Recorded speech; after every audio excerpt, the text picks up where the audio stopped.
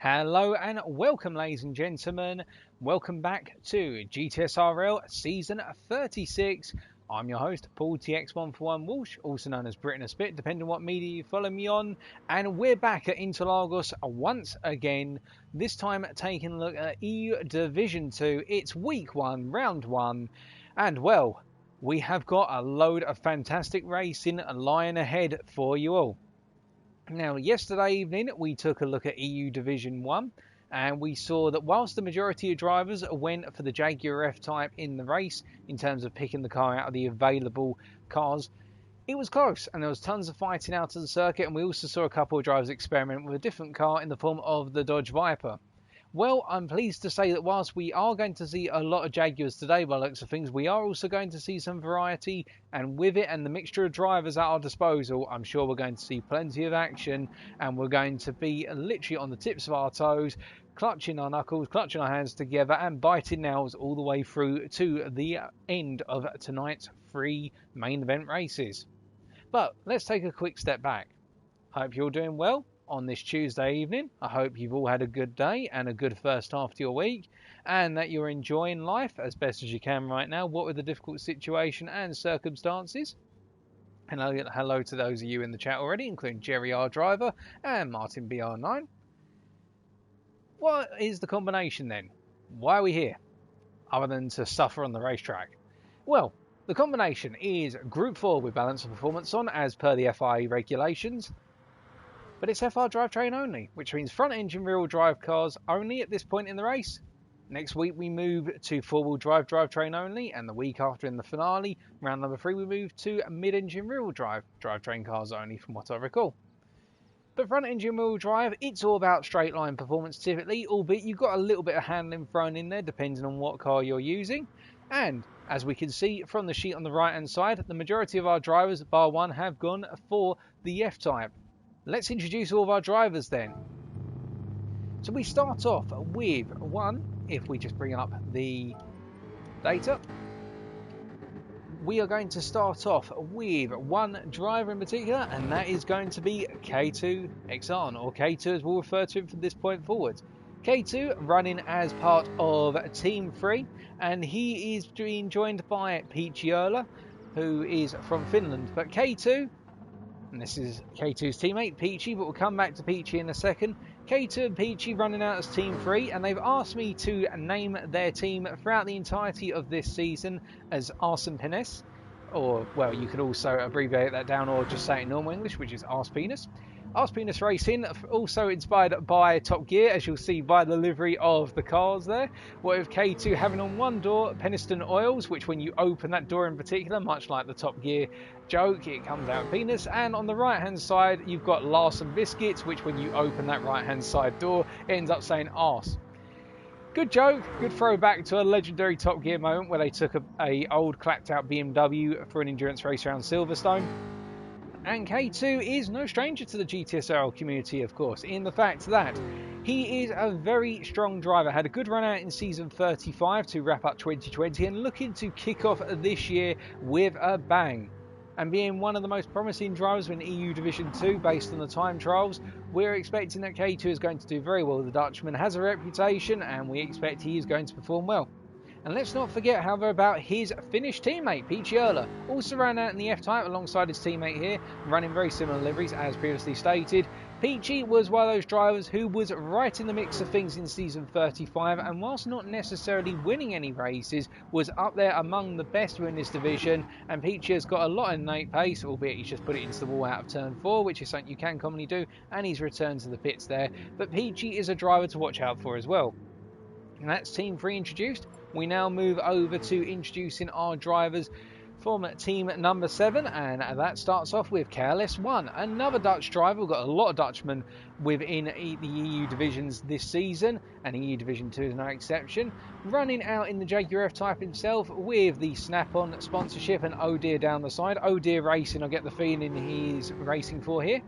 Careless one, a good driver, had a little bit of a temperamental end to the year last year in season 35. Things did not necessarily go his way, not exactly for his own fault, mind you. There were a number of incidents where he seemed to be the victim of incidents that were completely outside of his control. But he's used the Christmas period just to cool things down a little bit and start afresh in season 36, and we're expecting great things from the Dutchman from here on. And his teammate will be by Simfab, a German driver who's currently sat in the pits in a Jaguar F-Type as well, so both of them running the F-Type. Simfab being a relative newcomer to the GTSRL community from what I gather, and we're wondering what Simfab will be able to achieve. Having got into EU Division 2 during the time trials, and it was very close for drivers to get into EU Division 2, there was a huge number of drivers vying for the spots. I think in the end it was a total of 22 drivers competing to get in EU Division 2, and 8 missed out in the end, because there wasn't enough people to make an EU Division 3, so those 8 were the ones who would have fallen off to EU Division 3, but we didn't have 10 or more drivers, so that's why we didn't run a 3rd division. But it was that close, and Simfab is a little bit of an unknown here, but from speaking to him prior to racing this season, we can expect that Simfab is going to give it his best and look to do as well as he can. So that's team number 7 introduced. Now we're going to flick over to team number 1, and we start off with a legend amongst the GTSRL community, and that is the German in the form of Robert Di Macuro. Legend in the fact that he has got a huge amount of underlying pace, bringing out the Jaguar F-Type here. Robert, however, did not have the best of season 35s, i.e. the finale of last year's seasons, in the fact that everything seemed to go wrong when it was meant to go right. If he was doing really well out on circuit, he'd make a mistake, pushing a little bit too hard perhaps, or just having that accidental mistake, perhaps a lapse of concentration. Running with the SAS Racing Room livery, their lovely livery, white with the blue and red over the top of it, and the German flag on the car as well. But we know Robert has a huge amount of pace, and I think he's used a sizable amount of time over the Christmas break just to cool off a little bit, analyse where he's been going wrong, and to come back fighting strong and fighting fit for the all-new 2021 schedule. He is joined by Race to Rule, who we're waiting to see whether Race to Rule is going to be out on the circuit. I don't think he is at the moment, so we're going to see if Race to Rule does turn up at some point tonight. But he is his teammate in Team 1, and that then brings us on to Team number 2. Now, do we have the legendary pair of Trousers of Doom anywhere out on the circuit right now? No, we do not. So Team 2 consists of Trousers of Doom and also the Lave 19, and neither of those drivers are out on the circuit right now, so we'll hold off introducing them for the time being. We then move on to team number 4, so that is Driving Dutchman R firstly, from the Netherlands, as you may have guessed, and doing something a bit different here. I like this. I like to see somebody bringing a car that's not necessarily the meta pick, and Driving Dutchman is bringing the Hyundai Genesis, and we'll come on to why that could throw a spanner in the works for a lot of drivers a bit later on. But Driving Dutchman, introduced in season 35, where he had a very good string of results and some great battles throughout the year. Well, not throughout the year, I should say, throughout the season. With it being his only season, as I understand it, he took part in, as Trousers of Doom has just turned up at the paddock, and the Live is sitting in the paddock and not going out on the circuit just yet. But Driving Dutchman running as part of the pair for Team 4, and we're eager to see what he could achieve over the course of this season. Looking forward to it, and been putting in a lot of practice in the build-up to this season as well. I think he's looking to advance even further compared to where he finished off in season 35. And he is joined by the Turkish driver, who a lot of you will remember for his legendary escapades in season 35, and that is Furky the Viper, a driver who, whilst he was new to the community of GTSRL in season 35, but was one who left perhaps the biggest impression on everybody in season 35, simply because of his ability to fight foes with perhaps a less effective car for a given circuit. You remember that he made the Mercedes Sauber C9 work like a charm versus the Porsche 962s around him, and he did very well, Furky, and we look forward to seeing what the Turkishman can do in the Jaguar F-Type Group 4 machinery today and throughout the whole of this season. Now, moving away from team number 4, we're going to now hop back to team number 2, and I believe we will have that pair of, well, no, we're not going to hop back to team number 2 because they're not out on circuit yet, darn those fellows. But now we come on to team number 5, so we are just going to be looking around for one Jerry R driver. There he is, and he's running alongside his teammate on circuit. Their livery's being made by MVM Designs and being brought to you much like as they get matching pairs of penalties as well as matching pairs of liveries. But Jerry R driver and his teammate R Dutchman, who's also known as If I just double check my notes, R.Killer or Roland92 among the community, but he will have the username of RDutch175 for the purposes of racing. Both drivers from the Netherlands. And Jerry R. Driver had a very good set of races in season 35 and left his mark alongside his teammate, both of them running the F-Type machinery.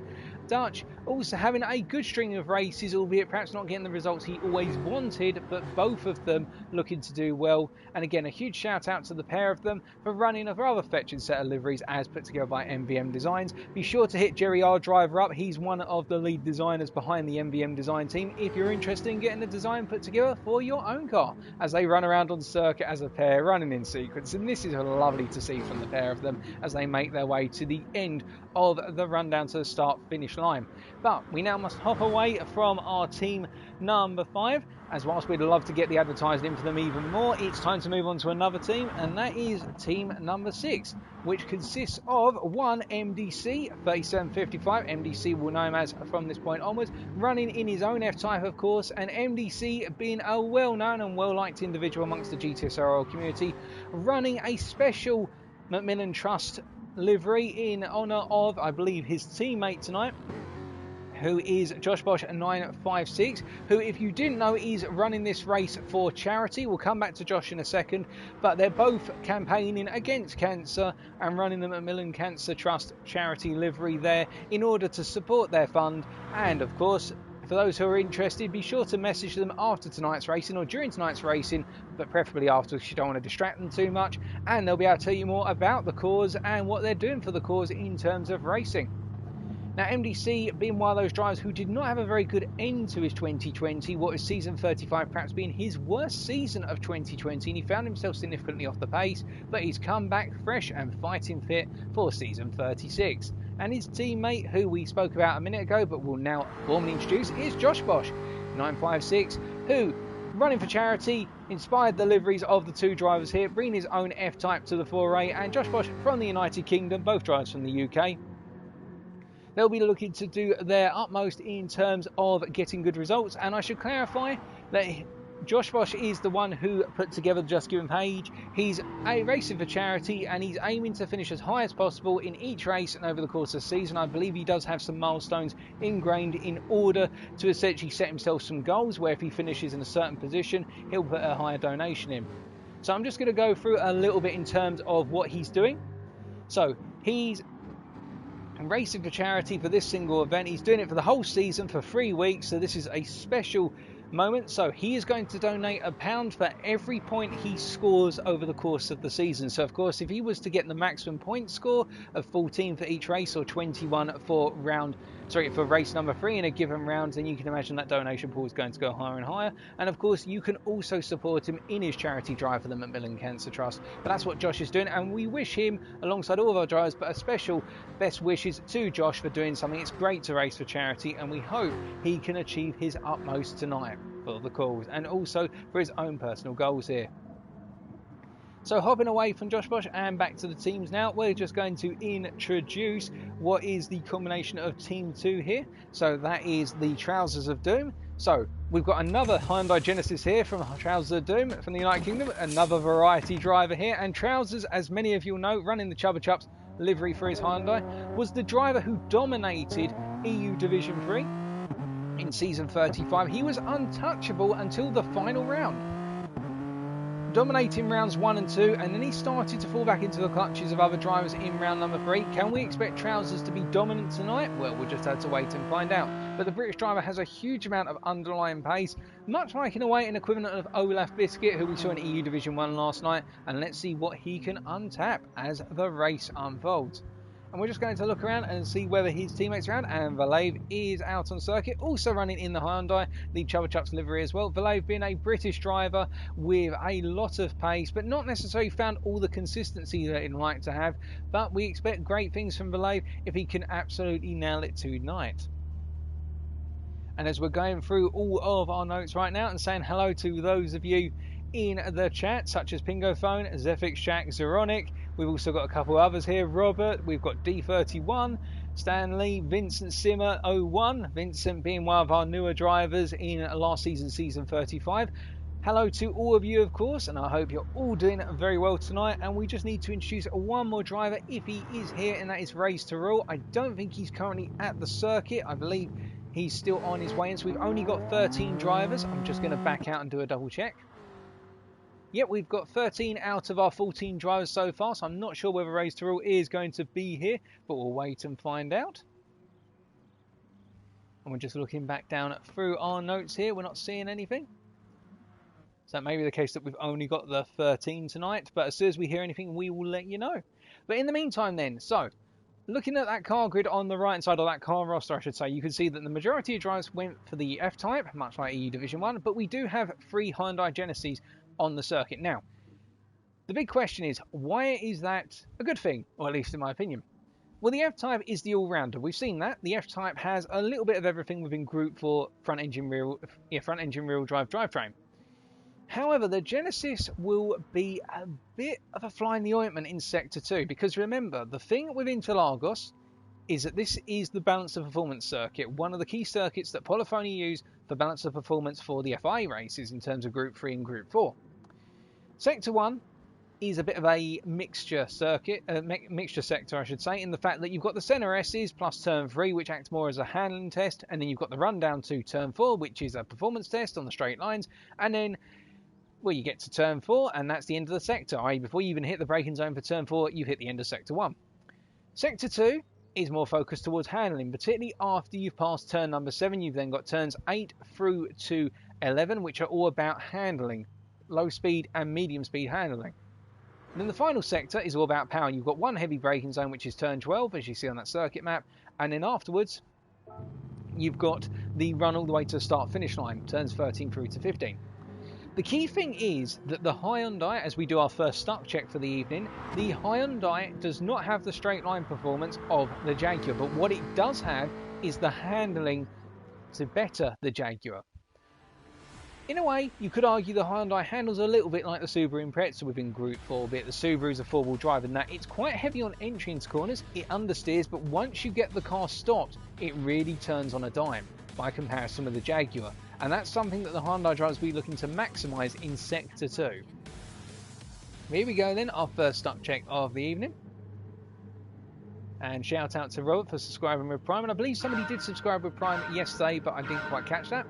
So that is our starts then. We've got all of our drivers getting away, and that's a lovely camera angle as well. I've never seen that camera angle, funnily enough, in a race start here with the replay camera, so that's a new one to me. As we can see by SimFab there, giving Dutch a little bit of a tap on the rear end, but nothing too major there, as all of our drivers use this practice start as an opportunity to get used to the sequence, the run down to turn 1. And it's also worth noting that Hyundai does not suffer too much from a standing start compared to the Dodge Vipers that we saw in yesterday's races. The Jaguar does have that great acceleration in the lower gears, but the Hyundai is no slouch either as our drivers start to quit out. So that was a good start check, although we did have one driver get stuck, I believe, and that was Vallejo, seemed to get stuck, so we're going to have to wait for him to return. So that's going to add a little bit of time onto the warm-up procedure. But as we are waiting to get charging underway,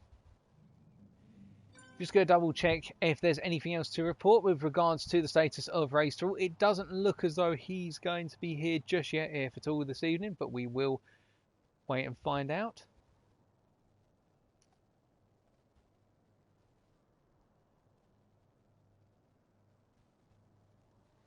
Nothing here at the moment. So we're not seeing anything about Race to Rule, but whilst we're waiting then, I believe we've got this race out. Yep, we have just cancelled the first one, so it gives our guys a little bit more practice time.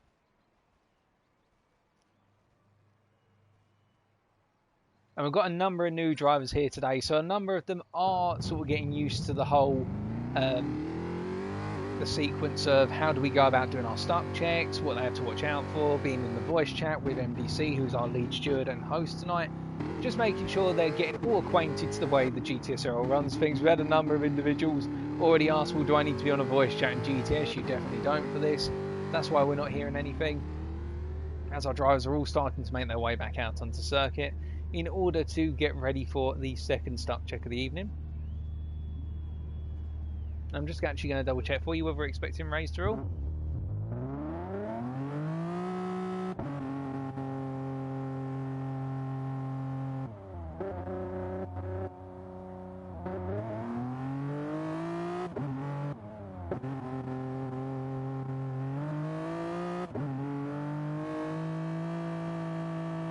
And some other observations that are worth making. So we've got 2 6-lap races and then 1 12-lap race to complete the evening. In the 6-lap races, things seem to get quite feisty quite quickly initially, and then there seems to be this quiet period as Robert decides to go rallycross in the Jaguar. And we are expecting GTSRL to join us tonight, ladies and gentlemen. He's probably going to be literally joining at the last possible minute because he's coming straight from work. He's literally getting on the plane at the last minute and hopping over to Interlagos, one of those short-haul rapid flights. So we are expecting a full grid tonight of 14 drives, which will be fantastic. And Robert just showing us what the Jaguar F-Type can do with its rallycross drive there, keeping in mind that you can buy a Jaguar F-Type with both front-engine rear-wheel drive drivetrain and also all-wheel drive, albeit that adds quite a bit of a cost onto the car and also changes its setup significantly. But for the purposes of GT Sport, we only have the F-Type with the front-engine rear-wheel drive configuration. You can see Carlos 1 now coming around to complete another lap.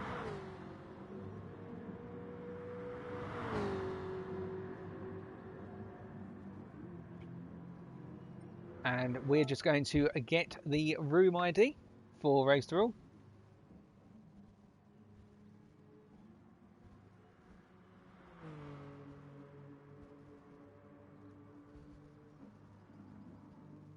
So 2 seconds, folks. We're just making things a little bit easier for some of our drivers who are having a bit of an issue.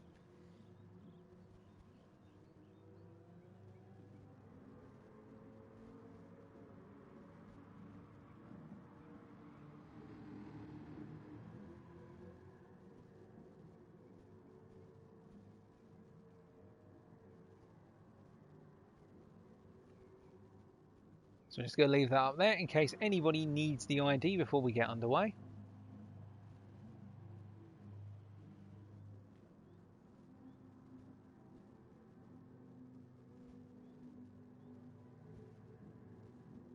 The big question, of course, is who's going to be on top in qualifying.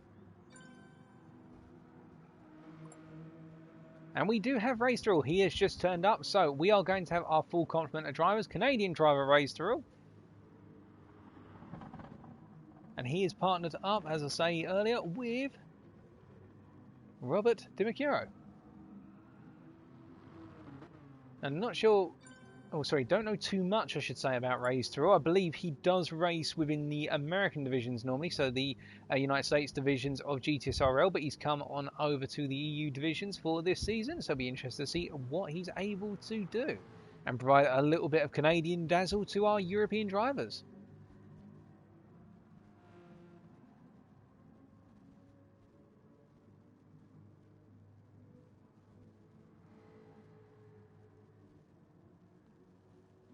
We're just going to hop back to the circuit and we're actually going to ride on board with one of our Hyundai drivers to give you a feel for what it's like to be in that Hyundai. So, coming down towards turn number 1 then, and you can see he's already hanging the car over to the left. Riding on board with Driving Dutchman here. So coming down to turn number 1, what you're going to see with regards to Hyundai as he goes a bit deep into turn 1 there, is that it's a very planted car under braking and turning. As I said earlier, this car, when you initially drive the Hyundai Group 4 Genesis, you'll think that you've got a huge understeer machine, but it's because you have to let the car, the weight transfer in particular, settle before you make your turning motion. But once you've done that, it will turn really nice. And you're going to see that through turn 4 here, as he rotates it in with a bit of trail braking here. And he gets a little bit too eager on the power initially, but you can see just how pointed the car is once he does get on that power, running all the way out to the edge of the curve. They're picking up that half-second penalty as a result, but it was almost within the track limits there of keeping two left-hand wheels on the curve rather than falling off slope. But this is where it starts to come alive, the Hyundai. You can see just how much he was able to hold the apex of 6 and 7. Now coming into 8 here, turning across the curve, and they'll cut him back to left for turn 9. And you can see it's a very stable car, whereas the Jaguar might just be bouncing around a little bit through that corner and then through 10. Once again, only using half brake here, interestingly enough, so not applying full brakes, perhaps doing a little bit of tyre management, getting used to applying less brake and trail braking into the corners. Should be able to go flat out down through 11 here, turning very nicely and then braking hard for 12, using the half braking. Well, perhaps he's just simply half braking at the moment because he's going for a warm-up lap before going for another qualifying simulation lap. But you can see how the Hyundai is essentially holding together. And it's doing a good job, albeit once you get on the straights here, you can see how it loses out a little bit in terms of acceleration, although Dutchman is also now coming into the pits. as we hop a little bit around.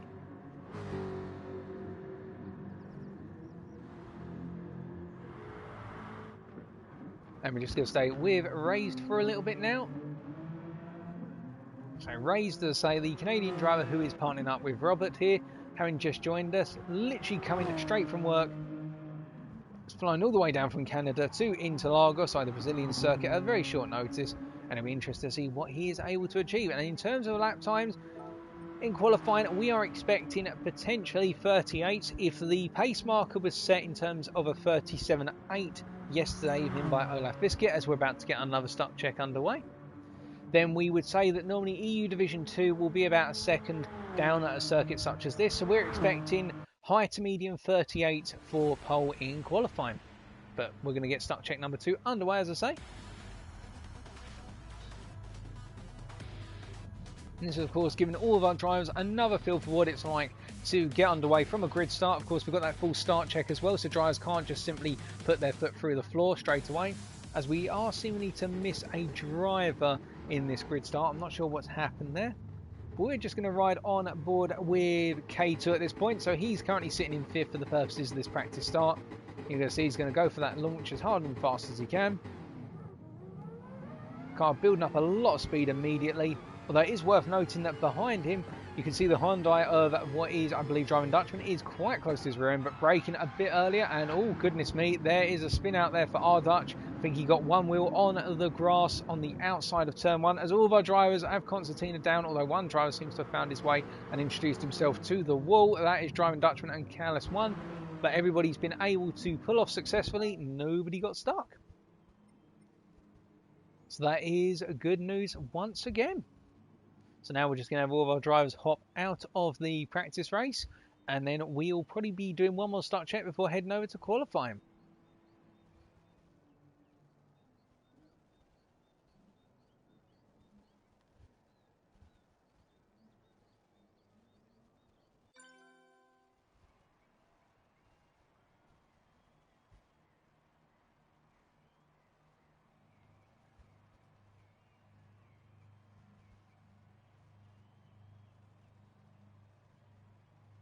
We're just confirming with race control how many drivers we can see.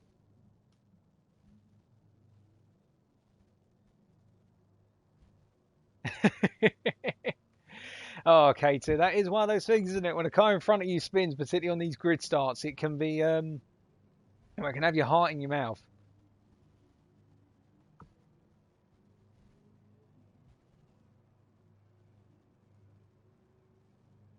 And that's why the things as well with these grid starts, our drivers do have to be wary of the fact that some of them may get better launches than others, and their cars may have different accelerations off the line. And that's why you don't necessarily want to have particular drivers in front of you on that grid. If you're wary of the fact some drivers have slower starts than your own, you don't want to get boxed in behind them. And tell you from experience, it can be one of the most frustrating moments. You get a really good start, and then you suddenly get boxed in because the guy in front of you has accelerated more slowly than yourself, and the guy on your left is boxing you into the guy in front of you, which means that you can't actually utilise that great start you've had. So that's why ideally you really want to be on that front row, because you've got nobody in front of you.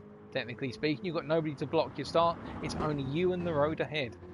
Of course, everybody wants to be on that front row, but only 2 drivers can be, unless we made that front row really wide. But I don't think our hosts at Interlagos would be pretty happy of us doing that. I'm putting literally grid boxes all on the front.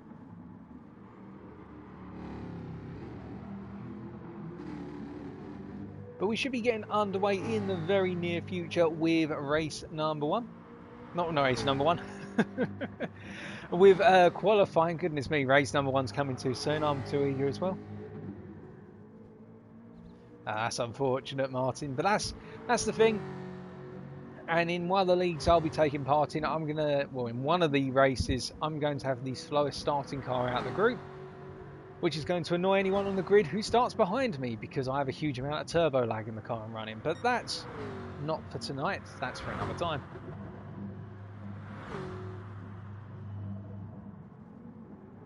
But our drivers are now getting quite eager to get underway, so we are just really waiting for the call that qualifying is going to be coming right at you. One other thing to keep in mind with respect to Genesis as well is it only has, if I remember correctly, 6 gears compared to the Jaguar 7. which means that the Genesis will essentially take a bit longer to build up speed in each gear, but it will have tyre top ends in each gear, which means that the drivers won't have to worry about doing as many gear shifts. And remember, the more gear shifts that you have to make, downshifts, when going into a corner, for example under braking, the more potential wear you put into your tyres, because each gear shift, it does apply a little bit of a braking factor onto the tyres. Particularly if you hit the rev limiter whilst downshifting, which is not what you ideally want to do, because that triggers engine braking, which can be very effective, but it can also have that downside of invoking additional tyre wear.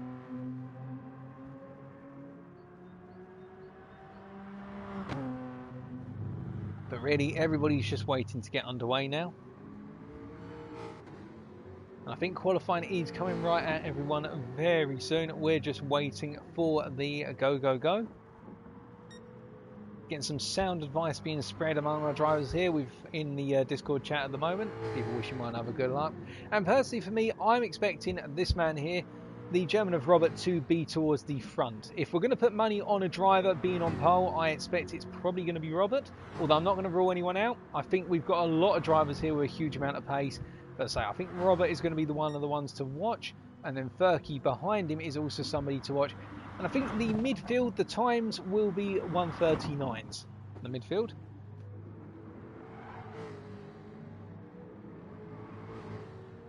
But we will wait and find out as we see the arse penis Vermil of Peachiola running around right now. I'm sure my Twitch stream is probably going to get taken down the more times I talk about his arsey biscuits. And let's just hope that Peachy and also his teammate don't end up at the arse end of the field, because otherwise they're going to look like complete and utter arses. Anyway, I'm going to stop using that word now because it gets fun but addictive. And we're doing our final start check, and then qualifying's going to be coming at you folks.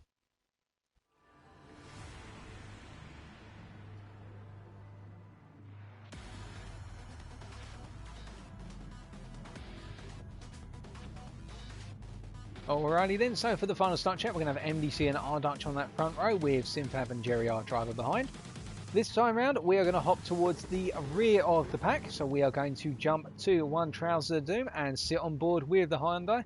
And you'll notice the Hyundai's cockpit is a little bit different from the F-Type. It's got a lot more forward vision and it's got a less obstructive driver's side pillar by comparison to Jaguar, but I don't think the majority of our drivers will be running the cockpit view. I think a lot of them will be running bumper. Alternatively, they'll be running on the roof cam effectively as they come charging down towards turn number 1 for this start check, and everybody has safely made it through. And in fact, everybody seems to have concertinaed through turn 2 very nicely. K2 actually holding on there on turn 3's apex there quite well, but everybody making it safely through and nobody getting stuck. So this is all good signs to say that we will be getting qualifying underway after this start check is complete. And hello to Radioactive Goat, good to see you here. So any moment now, they're just going to cancel this race, and then we are go for qualifying, I think.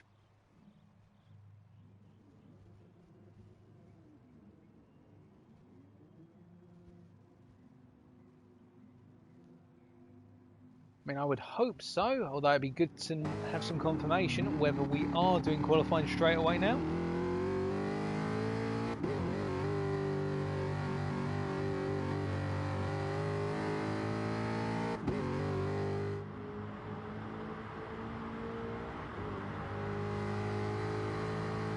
Well, given that I think this is qualifying, ladies and gentlemen, I think we've got 12 minutes of qualifying coming at you right now. So we haven't had anything in chat to confirm it, so I'm going to assume it is. So leading the field around then on the opening warm-up lap for qualifying, it is going to be the MDC. It's going to be the Jaguar of MDC from the United Kingdom with Robert behind him here. And Robert literally hugging onto the tail of MDC here. And I think already trying to send MDC a message that he's a little bit faster.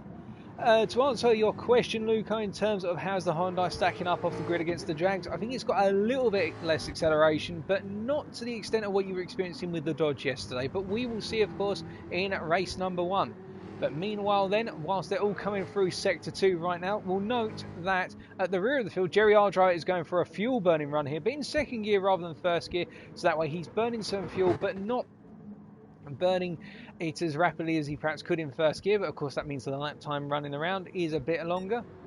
But we do have MDC then. He is going to be the first driver coming around as Robert has backed off completely. So we are going to hop on board with MDC as he does his first lap. And this will be our first lap run by anyone at the circuit. So heading up towards turn number 1 then for the first time of Ask in his qualifying session, braking at about 40 metres from the corner and coming down to second gear, clipping that apex curve and then throwing it over turn 2 as much as possible before trying to get it together and swing it back to the left for turn 3. Well done by MDC there to keep that a nice clean line, and that's probably one of the best lines you could run through there. Perhaps didn't need to use too much steering lock through 3 because he did avoid the outer curve there, but now coming towards the end of sector 1, we're 24.9, a good opening sector. Going into turn 4, getting a little bit wide of apex there, could have cut onto the apex curve a bit more in third gear, but still hasn't lost too much time. That's probably cost him a 10th at most. Now coming out of 5 and charging up towards 6 and 7, the double apex pair of corners here, the right-handers, and he's going to have to try and tuck it tight for 7, and he's done that, and I think he's going to upshift to 4th. Nope. Yeah, he upshifts to 4th. I think he could have been a bit more aggressive on the throttle there and actually done the upshift to 4th through 7 rather than waiting until after 7, and that means he has gone deep for the apex of 9 now, albeit as he comes out, he's going to throw it over to the left-hand side immediately, where he could perhaps straight line it into 10, although I can see what he's doing. He's trying to throw the car in towards the apex of the corner rather than taking the wide to inside line there. And now coming through 11 and down into 12, end of sector 2 of a 113.6 so far. So this is looking a reasonable lap now, cutting as much of the apex curve as possible out to 12 and then getting on the power as soon as possible, because that's literally make or break. You've got to nail 12 and get as much throttle as possible in the run to the end of the lap. And as we hop to the exterior cameras and watch MDC come across the line, I think this is probably going to be a low 139. Although I could be wrong. 135, 6, 7, 8. It's a 139.1. So it's a good opening lap. But does Robert respond immediately? This is looking quite fast from Robert, but it's not in the same pool. In fact, it's quite down. And meanwhile, Dutch also coming in with 140.4, and Careless 1 now coming across the line and moving up to P2 of a 140.2. And then we've got Driving Dutchman, who has gone with that 140.9, but then we've got K2, who's just come across the line with 139.1, so only 300ths off of MDC's time, so not too far behind. Picciola has come across with a 139.4, so we can see already a discrepancy between our drivers hitting the 140s and the 139s, but nobody hitting those 138s as of yet, as our Dutch is coming through turn 4 and going very wide there, albeit that's a bit too wide for comfort in my opinion, as Furky the Viper has come across with a 140.1, and we're looking even further down the order here. Simfab on a 140.3, Raise to Rule coming across with a 140.7, one of our Hyundai drivers. Now 140.7 there, not being too bad of a lap, and Trouser Doom behind him with 141.1, and Valave with a 144.2, but I get the feeling that Valave didn't have the best of laps, given he's 3 seconds off of the next driver, and that's normally indicative of a botched lap. So we'll wait and find out, but that was a rather good lap by MDC, and K2 not far behind there, and you can see already K2 is setting purple sectors on his lap, so we're going to stay with K2 as he's completing sector number 2 right now, and as he comes through 11 here, you're going to watch him attack that curve and try and hook as much of that curve as possible with his left-hand wheels, and he's already 3.5 tenths up on MDC's provisional pole time. This is going to be the first of our 138s if MDC isn't on a flyer himself. Then we're going to stay with K2 as he's coming through the final couple of corners then to complete his second flying lap, and this is looking really good from K2 right now. I think this is going to be something special here. Of course, MDC will get the first say on how he improves, but I don't think MDC's improved, and K2 comes across for a 138.7. That is a phenomenal lap from K2, and given the fact he did not pull over to the left-hand side to complete his lap, he's actually dropped to 10th by doing so, and that means K2 has got even more in the tank should he wish to deploy it. As we can see, Picciola now coming through, having improved to what is, well, he hasn't improved to 139.4. That was his opening lap, but there's quite a sizable gap between provisional pole right now and the rest of the field, and it's whether everybody can catch up to it. That is the big question. Now we can see that Driving Dutchman at the moment running around in the Hyundai, the fastest of our Hyundai Genesis drivers, with a current lap of what is a 139.4.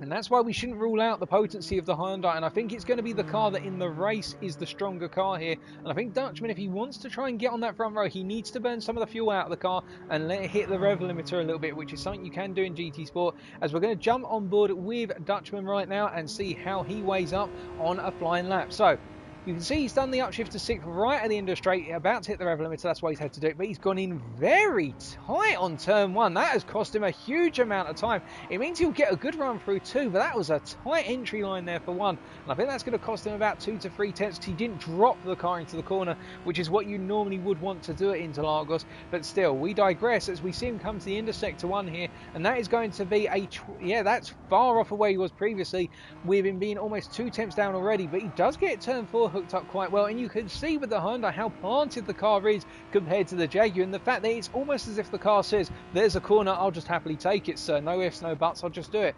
But as we continue to follow him around at this point through 6 and 7 up into 8, you can see how tight he is. He uses a downshift to turn the car in even more to turn number 7, which was the right thing to do there because you could see the car was starting to understeer off a little bit. But he's kept it under control, and now going through turn number 9 and coming up into 10 here. This is definitely not the fastest possible lap from Driving Dutchman. It seems to be a bit of a lap where he's having to find his braking points once again, or find a little bit of pace because he's dropped off a bit. Well, we'll see as he comes to the end of sector 2 whether we're going to finish off following this lap. As he comes out of 11 then, how's he doing on his delta? He is half a second down, so we're going to hop away from Dutchman. This is clearly just a setup for the next lap. But meanwhile, has anything else changed? Well, KLS1 currently sitting in P3 provisionally, or 139.3, only 1 tenth ahead of Pete Giola, who's sitting in P4 with that 139.4, which was his opening qualifying lap. Of course, now down to a 75% fuel tank and picking up a penalty for running wide on track limits at turn number 4. He's dropped off the corner, of course. Josh Bosch right now with that 139.7, doing very well in the Macmillan Mobile. And as he comes up to turn 4 here, we'll wait to see what he can do on his next flying lap, what this being an out lap, so we're going to hop away for a little bit. And then there's quite a gap to Furky the Viper of almost 1.5 tenths. But it is quite close among the midfield, but we do have a couple of drivers who seem to be running away with things up towards the front as MDC comes into the pits. KLS1 is currently on a flying lap, so we're just going to see if he improves from his current position or just puts in a faster lap. And he's coming charging down towards the start finish line, and he's going to cut as much to the left as possible here, so I think he feels he's on an improved lap, and it is going to be not an improvement. In fact, it's 6 tenths down, so that was a bit of wishful thinking from us there. As you can see, KLS is trying to use as much width of the circuit as possible. But now, in terms of a driver who is improving right now in the setting personal best, it is Driving Dutchman. So will he be able to improve in the Hyundai from his current provisional P5, that 139.4, as he comes through then to turn number 10. And this time, look how he's just able to rotate into the corner, and it's almost as if he's running over the curbs, just happily and merrily doing so as he does. And I think he's jumped up to P4 because somebody's quit out and gone into the pits and come back up. But he is 2 tenths down Dutchman at the moment, so this has not been the best of laps. So that's a little bit of an oddity there, as I think somebody has reset themselves coming out the pits. But we'll see how Dutchman does as he completes his lap here. I don't think this is going to be an improvement, however, what have it been 2 tenths down after the first 2 sectors. That's normally a sign that a lap's been botched, unless he's completely mincemeated his sector 3 previously, which he could have done in all intents and purposes. And he comes across, and he did improve in sector 3, and KLS1 was the driver who did reset to the pits, and you can see that he's putting a full tank of fuel as well, so that's why Dutchman got promoted, but now he's been dropped down and once again to P5. As we now see Josh Bosch on a flying lap, going very wide there at turn 4. Is that going to be a half-second penalty? It won't be, because as you saw, he kept his left-hand wheels on the exit curb at turn 4, and those are the track limits. You must keep 2 wheels on that exit curb at all points, but you can fall off of the corner effectively because of the fact that it is down gradient, and you can do the same coming out of 7 up into braking for 8. You can put 2 wheels beyond the entry curb, and you can still be within track limits. And good evening to Vitor Knight 21, and hope you're doing well. But staying with Josh Bosch at 956 right now, we can see that he did flick on an indicator there. I think that might have been a little bit of an accident, because he is trying to put in the best possible lap he can right now as he's coming out of turn 10, and the front end of that Jaguar just doesn't look too pointed by comparison with what we have seen from other drivers. Perhaps Josh, yep, Josh is definitely just simply using this lap to warm himself up. I think has not been the best of laps, and with just over a minute left in qualifying right now, it's now going to come down to drivers going on to their final laps, and I think the first driver to complete their qualifying session will be MDC. It's literally going to be nip and tuck whether he is going to get across the line before that 12-minute timer is complete. And MDC right now, the other Macmillan Mobile, running around on the circuit. We're going to keep our eyes on him to see whether he is improving. But meanwhile, as they're all making their way around the circuit for pretty much their final laps, or getting ready for their final laps, including Jerry Ardriver, who's coming out of turn 12, and we're going to stay with Jerry as he completes this current flying lap. There's just over 30 seconds to go of the qualifying session here. Will Jerry Ardriver improve from that provisional P10, being 1.2 seconds off of pole right now with that 1:39.9? Can he improve? No, so he's going on to one final flying lap. There are yellow flags, however, at turn number 1. So somebody has already parked up and said good night, Maisel, and just calling it a good evening in terms of qualifying. And that is good night, Mavis, I should say. And that is Valave, who doesn't feel he can improve any further. So we've got all of our drivers then on their final qualifying laps right now. I believe MDC is coming across right now, and he will not get another qualifying lap. He's literally crossed the line and not improved, so MDC will stay P3, but everybody else is on a qualifier, and the next driver to come across the line will be Picciola then. Well, actually, no, it's not Picciola, but I'm going to stay with Picciola because I can't track the driver. I think that was Furky the Viper, who's just come across the line and improved to P7. But Peachy right now, having got up to a 1:38.8, will he improve even further? And not improving, so staying at P2 right now. And then we've got even more drivers coming around, and well, we've got a whole sequence of drivers here, but it's our provisional pole sitter as Simfab comes across and does not improve, and it doesn't look as though any of our drivers there improve. Well, Furky the Viper does improve to a P3, and he actually pips Careless 1 to P3 in terms of qualifying, as behind them we have got Josh Bosch, who comes across the line with that 1:39.5 in P6. Is it enough to hold on? Well, we see Race to Rule has actually promoted himself to P7 with that 1:39.7 and goes charging off there. We've still got a couple more drivers coming through. I believe we've got one driver that's just crossed the line. We didn't catch them, but the last driver to come across the line to complete qualifying will be Jerry Ardriver. Can the Dutchman improve from his current provisional P10 on that 1:39.9? And as he comes across the line, he does not improve. So that is qualifying, ladies and gentlemen. So your results are as follows. It will be K2 Exxon from the Netherlands, who will be starting us off on pole with a 1:38.7. A fantastic lap, only a tenth ahead of Picciola, who is running around in the F-Type as well. So the F-Type's locking out the front row. But then let's not forget, only half a second down. And the first of our drivers, I believe, no, he's still running the F-Type as well. But we've got the Turkish driver of Furky, who's going to start off our second row. And then it's KLS1, who will be on the second row alongside them, with a lap that was very close, only 100 separating P3 and P4. P5 will go to Driving Dutchman, the first of our Hyundai drivers, who starts off row number 3 alongside Josh Bosch 956. Then Race to Rule kicks off row number 4, a Hyundai driver as well. Alongside him will be Ardutch. And then in P9 it's Robert, who we thought was going to be perhaps on pole, but was not in this instance. P9 for Robert, and alongside him will be Jerry Ardriver. And then we will have Simfab and Valave, who are starting off row number 6. And then last of our runners will be Trouser Doom, and MDC, we remember he will be somewhere in there. So I'm probably out by one place. Unfortunately, MDC's hopped away. That's a bit unfortunate for us, but we will wait and find out where MDC is qualified. I think he was probably P3, P4 or P5, one of those three. Well, that is qualifying, but well done to K2 for a phenomenal qualifying lap, and also a huge shout out to our Hyundai drivers. And indeed, that is a key point in the fact that we have the, I hate to say this, ladies and gentlemen, because we'll probably get censored at any point, but Team RC Penis is on the front row. They've locked out the front row. K2 and Picciola, the boys inspired by Top Gear, have locked out that front row.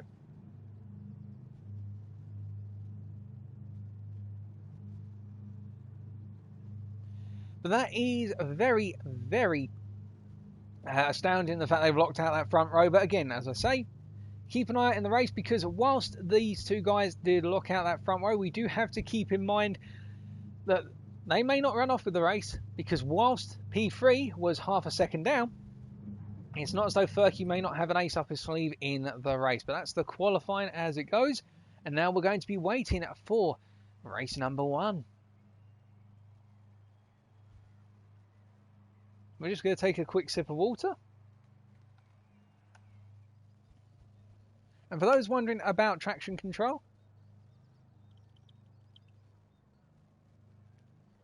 the key thing to note with regards to traction control is that some drivers will run traction control on the understanding that it may help with tyre wear. I'm not 100% sure on that. That's something I want to personally verify one day. Traction control, however, will compromise your acceleration between gears, i.e. when you do a gear shift, you get a brief delay in the traction build-up, if you will, of the wheels when you go into your next gear, and as a result, that actually costs you a tiny bit of lap time.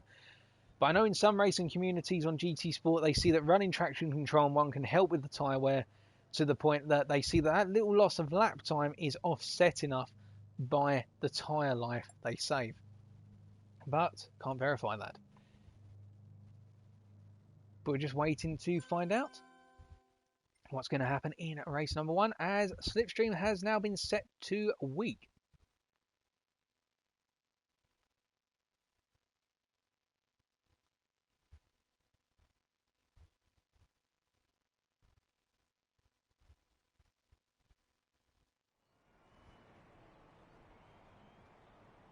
We're just waiting for our drivers now to get out there and good to go racing.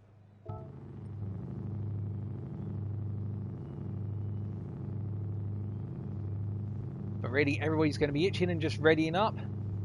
And then we will get underway with race number 1, our first 6-lap race of the evening.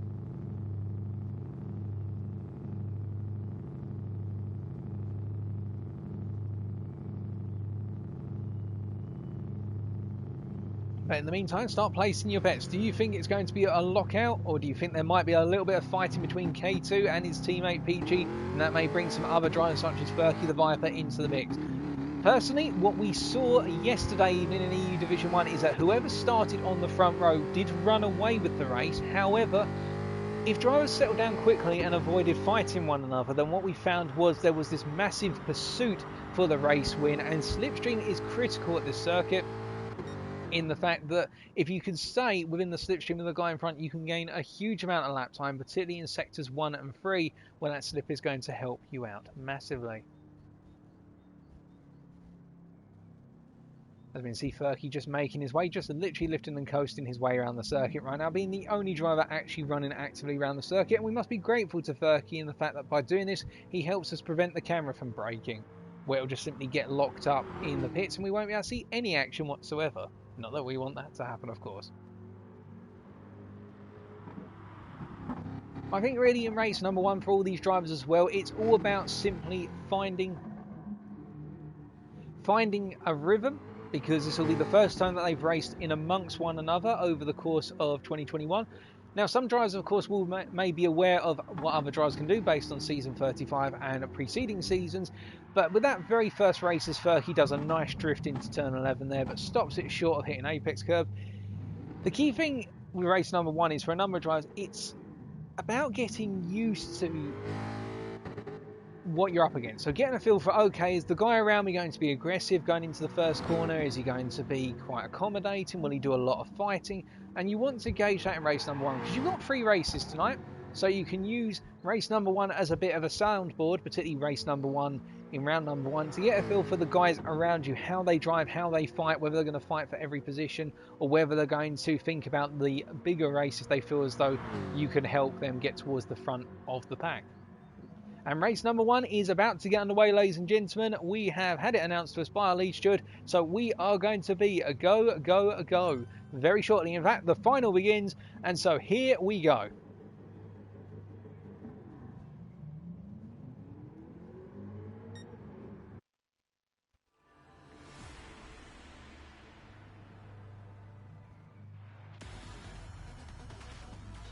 Alrighty then, ladies and gentlemen, with K2 on the left, Pete Giurla on the right, but look out behind them, we've got MDC and Furky the Viper on that second row. And also keep an eye on KLS1 in P5 and Robert in P10. How will they get on? We'll see at the end of 6 laps of Interlagos.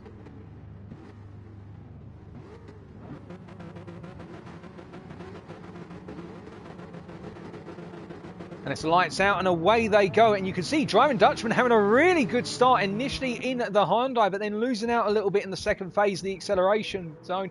And that means that Careless One has got up past and Dutchman has fallen back quite a bit. Meanwhile, up front, K2 and Peachy holding together and not compromising one another. And Dutchman having to go very defensive into turn number 2 to hold on. And Race to Rule has gained a lot of places as a result of that. I believe Race to Rule has actually gained about 3 places in the starting procedure as all of our drivers start to make their way down towards turn number 4 for the first time of asking, and Peachy and K2 just simply going nose to tail here and not costing anyone any time. But behind them, MDC and KLS1 getting a little bit furtive with one another, and Driving Dutchman pulling away from Josh Bosch now as they're coming up towards turn 6 and 7. Albeit, hold on a second, I think there's been a bit of an incident because we've got Josh Bosch dropping all the way down the field, and I'm not sure what's happened there for Josh Bosch, but he's dropped all the way down. Perhaps he feels as though he's caused an inconvenience for some drivers and he's going to go other places. But Race to Rule has dropped all the way down to P11, and he's gone a very, very sideways coming out of 8, and as a result of that, he's going to be on the outside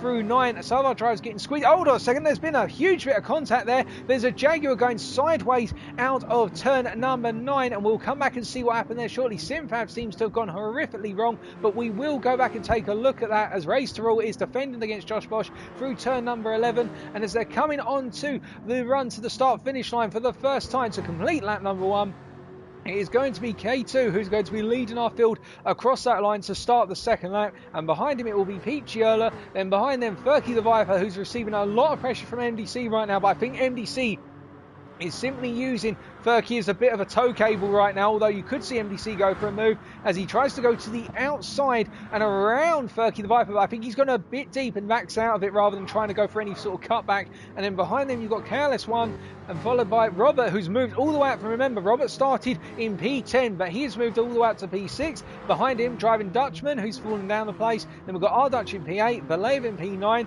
then Jerry R Driver in P10, Trouser Doom in P11, Josh Bosch in P12, Race to Rule in P13, and Simfab just going through turn 1 in P14. That's a disaster. And Peachy Erler has gone very deep, and he has gone flying off the circuit. What on earth has happened there, of all things? So we're just going to take a quick look back and see what happened to Peachy. So coming down into the corner, then you can see K2 picked up a half-second penalty, putting for track limits on turn number 2, and he burnt that penalty. Now, was there a bit of contact between the two drivers into the corner? I think Peachy just went too deep on the brakes, and he's completely missed it and gone off the circuit and almost hit his teammate and took his teammate out. So Peachy has taken emergency manoeuvres there, and he's dropped all the way down to P7, and he's got a huge penalty to boot for running wide at turn 4. That's a disaster, and that promotes, well, it promotes Furky and MDC up onto the podium, both of them now, and that means K2 has now got to worry about running away from these guys. And with the weak slipstream setting, that means the slipstream zone is going to be all the way out to 2.25 seconds, which means everybody's going to be getting a tow from KLS1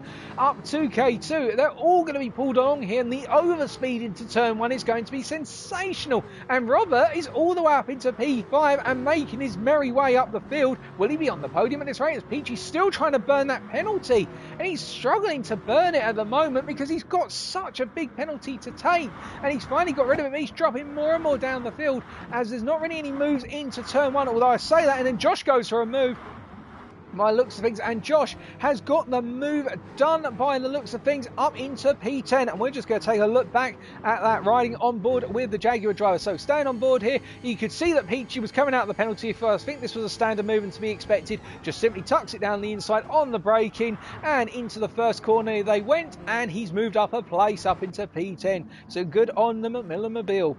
As we can see up front, meanwhile, it's R Dutch defending against Valive, and I think R Dutch has had a bit of a confounded moment at turn 4, and the fact he's gone deep, and that's enabled Valev to move up as we see a penalty being awarded to someone in the rear of the camera shot there. I think that was Peachy getting another half-second penalty. It's going from good to bad to nightmarishly worse in Peachy's case, as he's just dropping further and further down the field with penalty after penalty. But Valev now up into P7 and trying to make a charge further up, but now he is leading this train, if you will, as they come up into turn 10 for the third time of asking, and you can see Valev having to defend hard, and Jerry R Driver trying to sneak one down the inside, but it means he's going to be on the outside if he's going to try and go side by side with Valev for 11, and it's not working out, and I think Jerry's going to have to prepare a move for turn number 1.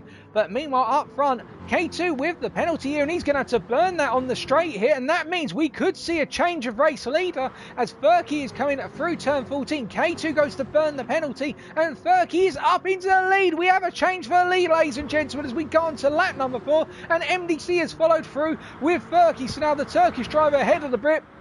And behind we can see that Careless One has also got through, and Robert's got through as well. So that is 4 places to the Costa One. But there's been contact, I think, as you can see that Careless One has been knocked deep on turn number 1. And I think Robert's backed off, recognising the fact there was contact. He has indeed. So great sportsmanship from Robert. So that means Robert drops down to P6, and that promotes Careless One back into P5. And Dutchman is now up into P4. And what was 4 places lost is now only 2 places lost, as K2 is on a mission to regain the race lead. As we see a move for P4 from Careless One, and he's just been able to hold it together, but Dutchman's going to come back with the Hyundai stability out of turn 4 and through 5, and you can see that Dutch has got back at him by simply having the ability to be stable on the corners by comparison with the Jaguar. And now watch here as we go through sector 2 how Dutchman is going to have so much better handling by comparison with the Jaguar if he nails his braking points, and Robert behind is getting closer and closer to this battle for P4 right now as we jump to the onboard of Roy's Dutchman's car, and you can see that whilst initially Careless One is able to get closer and closer under braking and cornering, just look at how this Honda is so planted, and he's just pulling away under acceleration because he can be so much more confident with the accelerator pedal as Careless One drifts and almost loses it there, and that's opened up a huge gap between the drivers. And I think Dutchman is going to be salivating over that, as that means Careless One now has to go defensive on Robert, and he's going full defense through 12, and look at the gap. It's opened up by approximately 7 tenths, albeit he will have the slipstream of driving Dutchman still, Careless One, but now he's going to be vulnerable to 3 cars behind him. As we can see up front, meanwhile, Furky the Viper has dropped down to P2, MDC's got ahead, and K2 is getting ever closer. And as they come down into turn number 1 for the 5th time, you can see that whilst Furky was going for a move initially, looking further back, we've got 4 cars all charging into turn 1, and I don't think any of them have really made moves on one another, although Robert seems to have gone all sorts of wrong. There's been a lot of argy-bargy here. What on earth has happened there? We're going to find out. We're going to take a hop back from the live's perspective and see what happened going into turn 1. So you could see that Valive was currently in P7 as he's coming up to the corner, and we're actually going to look forward from Valive's vehicle here to see, was there a move down his left-hand side where it looks like Robert and Careless One came together a bit, but then Valive tried to go for the cutback. Robert got it sideways and had to collect it, and Valive backed off of it because of the context. So that's what happened there.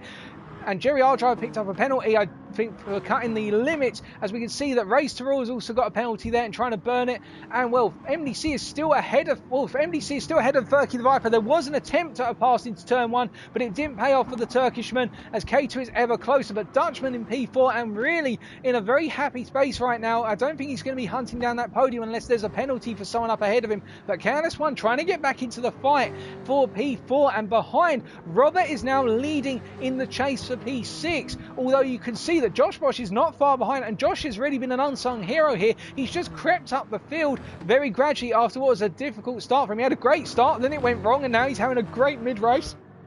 And they're all coming onto that final lap right now, as they're all coming around then for the final lap. It will be MDC who's going to be leading, and you can see Furky has actually dropped out of K2, and K2 is on a charge here, so we're going to stay with these guys as K2 is going to try and go around the outside under braking into 1. He's got to be careful here, but look at how K2 is so confident on the brakes. He goes round the outside, gets the inside for 2, but he's got to respect the fact MDC's there, and it means he cannot seal the door on MDC. He didn't have enough of the momentum to do so, and that's going to leave K2 vulnerable now to Furky as we jump to Furky's car here. He's going to be side by side coming down into turn 4. Will Furky hold it on the brakes here and go for that inside? And you can see he just had his quarter panel alongside the rear quarter panel of K2. So K2 was, I think, looking for a little bit of a lunge on MDC, but MDC's bacon has been saved as K2 now has to think about going defensive up into 6 and 7, and Furky is trying to hold to the outside, but he's got to give that up because with the cars being matched on mechanical grip, that means that he's not going to have it. But Furky's going for a lunge into turn 8, and he's gone deep on the brakes, but K2 holds puts it on to the side, and that means he's got the inside for 9, and Furky will need to think about positioning the car.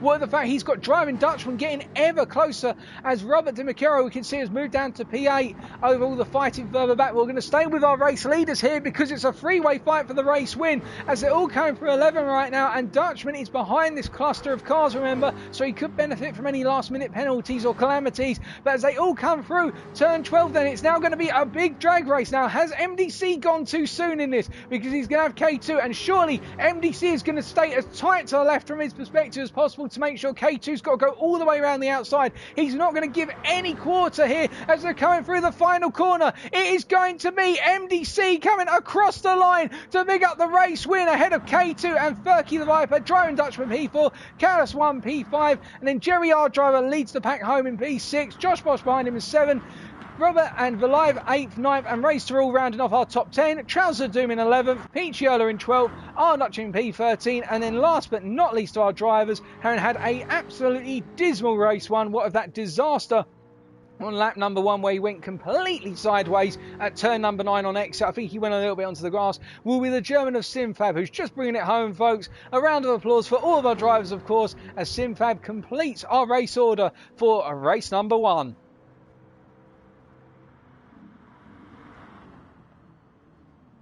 And with the race complete, congratulations once again to MDC from the United Kingdom.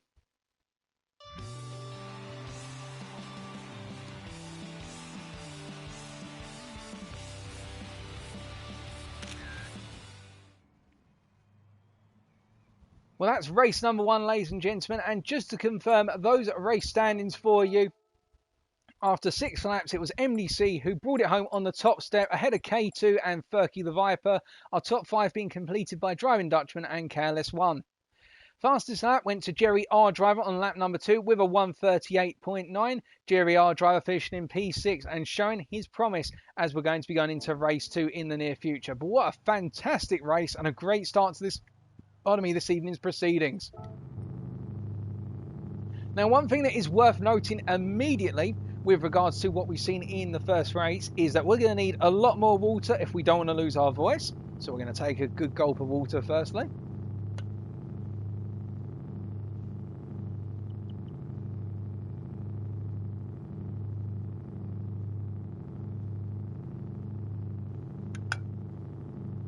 And secondly, beyond vocal preservation, is that it was a race that did not go the way of the Arse Penis team at all.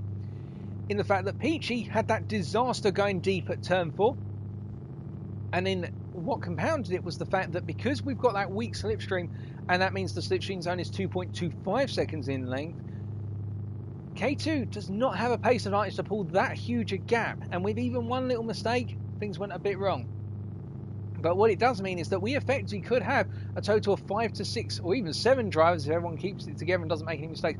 We've got a whole cluster of drivers on the roster here who could be competing for the podium if not the race win. It's not going to come down to 1 or 2 drivers for that win, I don't think.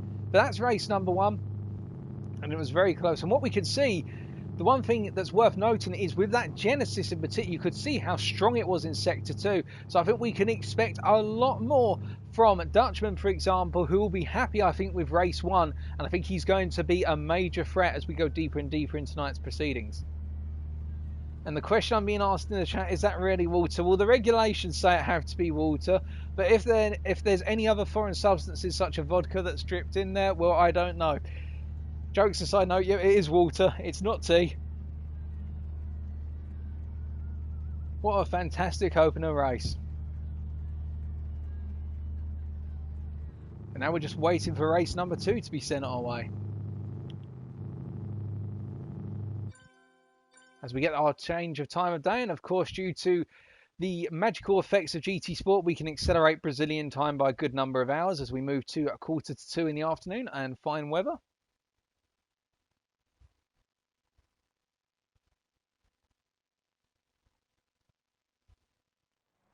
I think we may be getting a brief pause between the races here as some of our drivers go for a quick water closet break, but we will wait and see.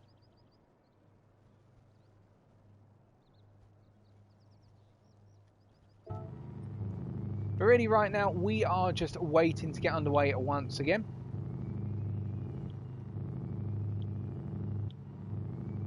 as we can hear all the Jaguars just parked up in the pits. Their engine's running on idle, that V8 engine running idle right now. And we do have one driver who is politely making their way out to the circuit. Thank you, KLS1, with a matching license plate to boot.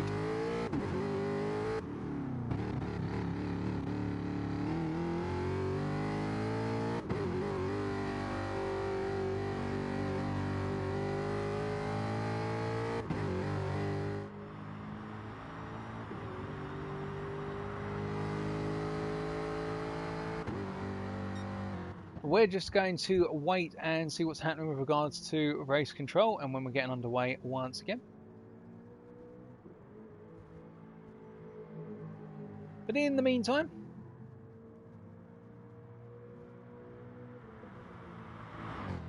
whilst we are waiting, so I'm going to put a prediction on here that I think we are going to see a different race winner in race number 2.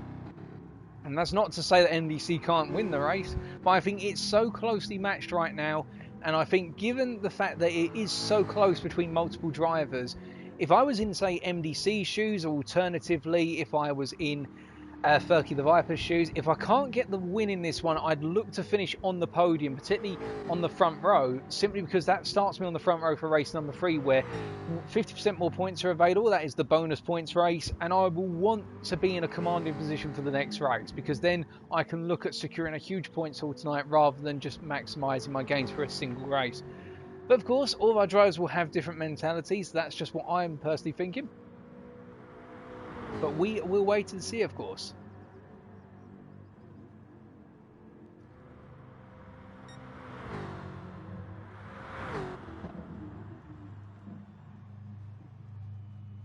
But in the meantime, we're just going to stay with KLS1 and follow him as he does laps of the circuit. In fact, we're going to hop to Simfab, because Simfab, we didn't really get to see much from him in race number 1, what with that major incident on lap number 1. So we'll just see him come around to start another lap. A flying practice lap.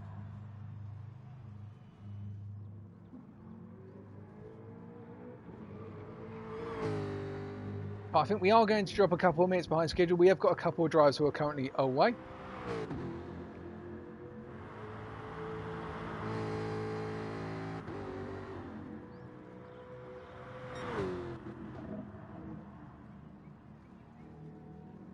You can see Simfab there rolling off the brakes into turn 4, so just keeping a little bit of brake pressure applied as he's turning the car into the apex of the corner. And the reason you want to do that in the Group 4s in particular is because the Group 4 doesn't have a huge amount of aero. It is literally the road car with a wing mounted on the back. What you can imagine he's doing, he's trying to get the car to start rotating, but keeping it stable by putting that little bit of brake pressure, and also just to help slow the car. So he's trail braking it into the corner effectively. As he comes through 9 here, going a little bit wide initially, but keeping it under control. They're building up as much power as possible. Coming down to first gear.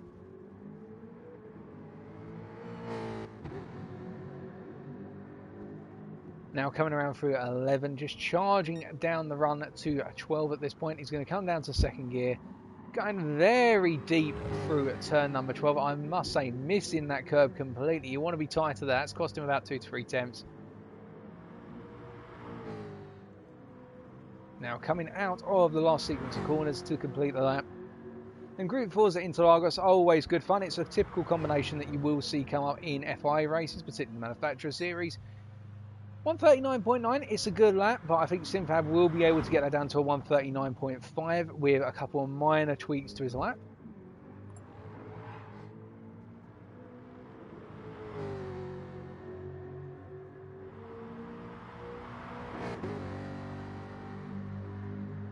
We're just going to hop away from Simfab and take a look at Villeneuve, who's heading around at the moment to do a flying lap in the Chupa Chups Hyundai.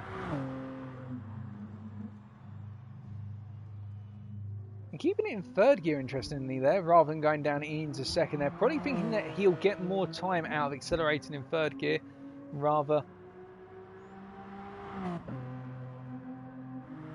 than going down into second gear, perhaps expecting that the downshift and the subsequent upshift will cost him more time there, which is something you can do. You can just simply stay in a higher gear. And hello to Driving Dutchman in the chat. You had a good race 1, Dutchman. Let's see what you can do in race 2, eh?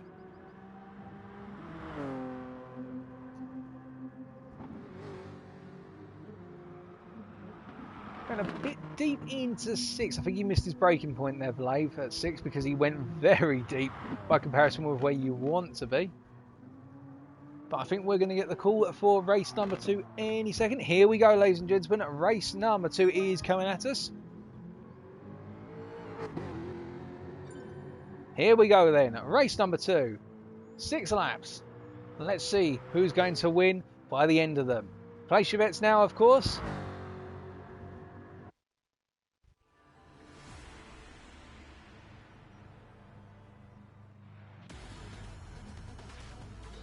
So on the front row, left-hand side of your picture, this time it's MDC. On the right, it's K2. Behind them, Ferky the Viper and Driving Dutchman. But do not rule out KLS1, Jerry R driver, Josh Bosch or Robert all the way down to P8, as they're all very fast drivers and looking to make ground in race number 2.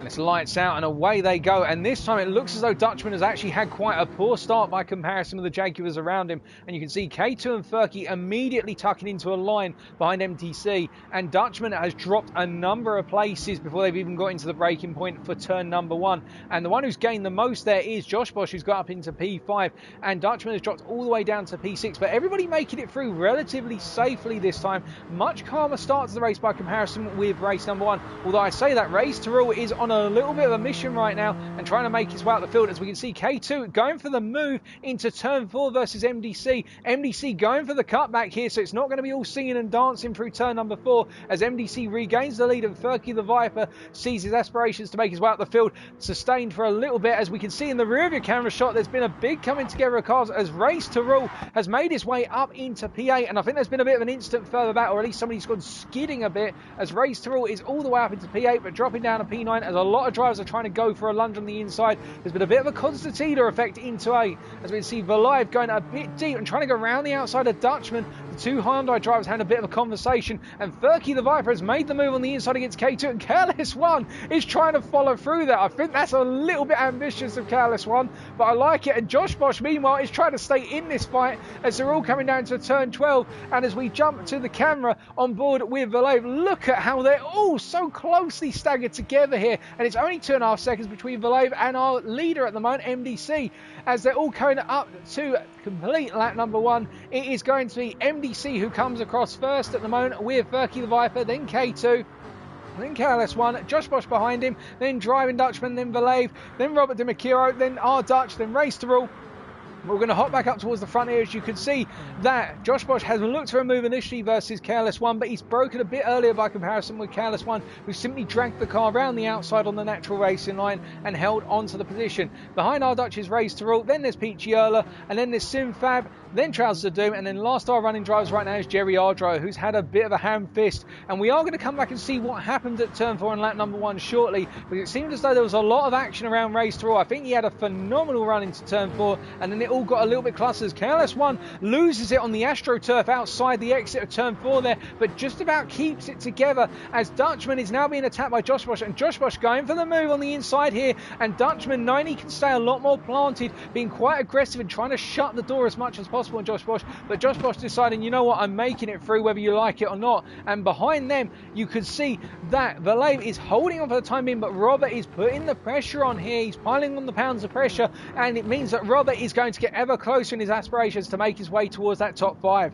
Meanwhile, behind Dutch with that 0.3 second penalty right now, and Race to Rule behind him, and I think Race to Rule is really losing time behind Dutch. I think Dutch may have got the move done, but track limits have said otherwise at some point, because he's going to have to give the place back up, and Peachy's not really making any major ground despite the fact he's got a lot of pace, as Race to Rule gets concertinaed with Peachy there. I think Race to Rule backed out of it thinking he was going to hit the back of Dutch, and that was a little bit disastrous there for Peachy, because he's just simply bumped the back of Race to Rule and lost a lot of momentum as they come towards the end of lap number 2 then, and you can see that Our Dutch has taken his penalty, and Peachy is feeling the pressure right now from Simfab, who may be going for a move here. And up front, there's been no change. But will Simfab go for the move? Well, Peachy is defended to the inside into one, but will he try and hold it round the outside? Simfab will go for the cutback. It's neither. He's going to tuck him behind, so there's no net change there. As we can see that K2 has broken off the line now. I think he might have sent MDC wide, so there was an attempt at a move, but K2 gained it unfairly in his own eyes, and he's been the gentleman and let MDC back through.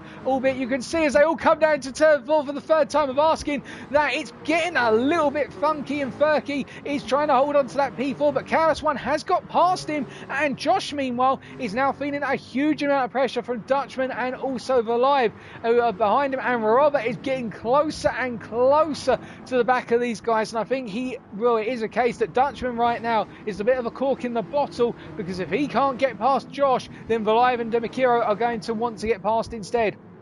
And you can see that they're all so close together after 3 laps. This is fantastic stuff. This is what we love to see, where they're all so close together. And Josh having to go full defence position into turn number 10 versus Furky the Viper. He's up into P4 and he's had to hold on to it. But that was a great move from Josh.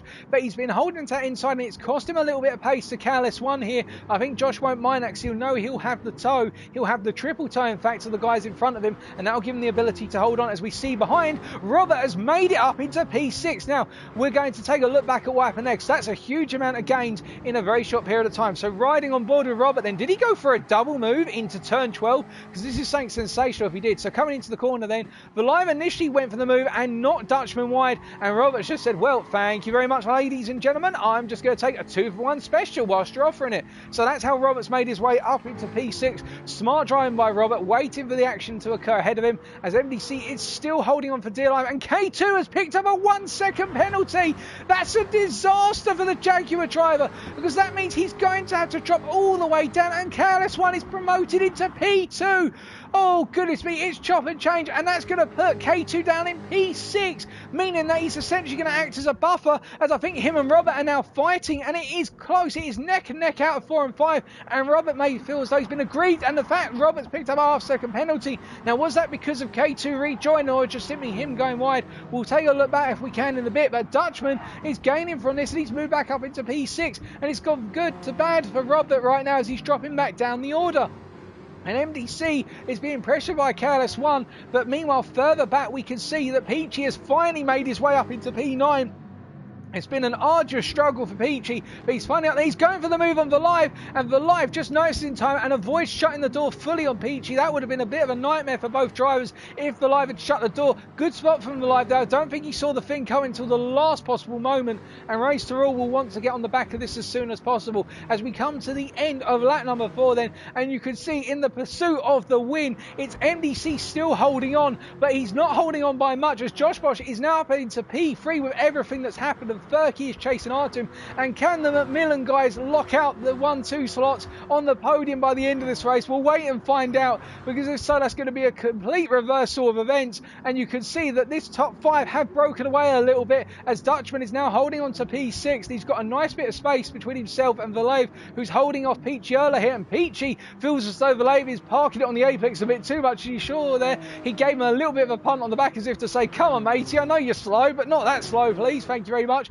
But as they're coming into turn number 4, once again, Careless One and not able to get a move on MDC, and you can see Josh is getting closer and closer as K2 almost gets it wrong there, putting the rear right wheel onto the AstroTurf beyond the curb at turn 4 and then applying the power, and what has been a rear wheel drive car, he almost lost it but just caught it. Good catch by that man.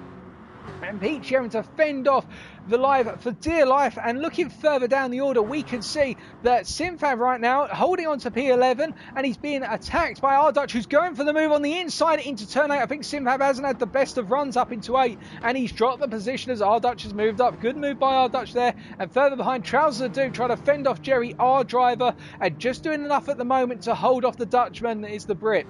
But further up front, we can see once again this little pack of 5 cars. K2 starting to fall off a little bit, and I think K2 is starting to feel a little bit of tiredness creeping, because you can see his lines are getting wider and wider, and perhaps he just needs to settle it down for one final lap. And behind, Driving Dutchman is in no man's land. He's not really gaining on the guys in front, but he is pulling away from the guys behind, as Valave has been passed by Peachy. Now Peachy has got that done. We will look back quickly and see whether he got that done into 12. He'd already got it done, so it was probably into 10. But now, final lap begins, and the fighting kicks off immediately. As you can see, Careless One looking for the move, and then thinking about going defensive, then deciding to stick it on the racing line versus Josh Bosch. Now, the big question, of course, will be, when will Josh go for the move? As we look back for our drivers, and nobody's really changing places right now. As we can see, everybody staying relatively together, as Charles Doom has finally been passed by Jerry, our driver there, all the way at the back. Now, will there be a move on MDC by Careless One here, or will Josh Bosch try and get through? As Josh Bosch goes very aggressive into 4, but isn't able to get the move on Careless, and he almost ran the risk of bumping the back of the Dutchman there. And Dutchman, speaking of which, is just simply watching this bit of spectator sport for the Dutchman right now, should I say. And, well, they're all coming up through 6 and 7 and up into 8. There's not really too much change, but K2 is now starting to put the acceleration on a bit, and you can see he's really close. I think he might have been saving himself towards the end of that previous lap. As we see, MDC goes wide at 9, and that's going to open up an opportunity for Careless One to try and position himself to attack. And this also means that Josh Bosch is now vulnerable to attack from K2, who bumps the back of Josh Bosch, and I think Josh has been knocked wide there because of K2, but K2 has now got up into P3 as a result of that. There may be a little bit of a question to the stewards after that, as they're all coming down into turn number 12 for the last time I'll ask it. It's the long drag race now to the finish line. Has MDC done enough to hold on? Will K2 try and get past Careless One before the finish line? We're going to find out. It's only 3 more corners to go. Turns 13 complete, then 14 coming up, then 15 to come around as well. But will MDC have done it? I think he has, ladies and gentlemen. It's going to be back-to-back wins for MDC, just ahead of Careless One, and K2's on to complete our podium. Then Josh Bosch P4, Ferky the Viper P5, Driving Dutchman P6, Peachy Earler P7, Valave P8, Robert holds on to P9 against Race to Rule, then our Dutch holds on against Simfab for P11, and then Jerry, our driver, and Trouser Doom rounding off our racing pack for Race 2. Goodness me, our race winner, MDC from the United Kingdom.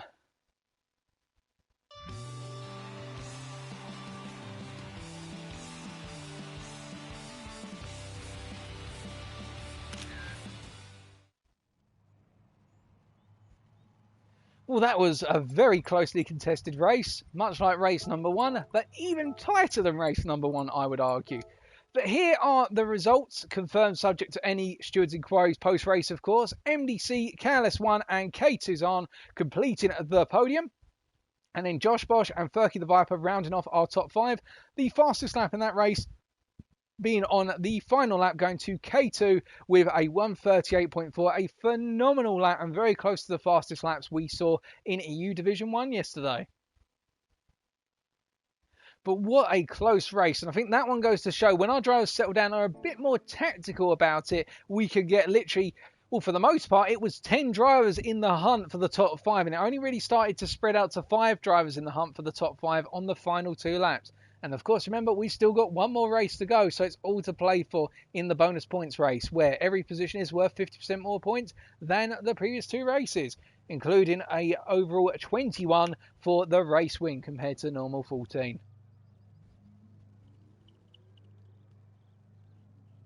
We've probably got 1 or 2 minutes before the final race this evening, and this is also going to be the strategic race, where it's 20 minutes long. We've got 12 laps rather than our normal 6, and our drivers do have that mandatory pit stop. Now, of course, the big question that will be hanging over our drivers is essentially, when do you pit and do you take a fresh set of tyres on? Now, we saw in yesterday's racing that, well, long story short, there were 3 Genesis in the first race, Luco. Yep, there were 3 Genesis. One of Driving Dutchman, the other one of Trouser Doom, and Valave 19. Robert, I think there might have been a little bit of contact. Can't really confirm that, but it will be in the stream. I think we did catch what happened. There was a little bit. Well, we didn't quite catch fully what happened, but there seemed to be some sort of contact. But I'm not going to say whether things happened or whatnot, because we didn't quite catch it all on camera. Yeah, so you've got, we'll just go through for Luco's benefit in terms of who is running the Hyundai as we get the change of time of day to 4:45 in the evening and the clouds are now coming over.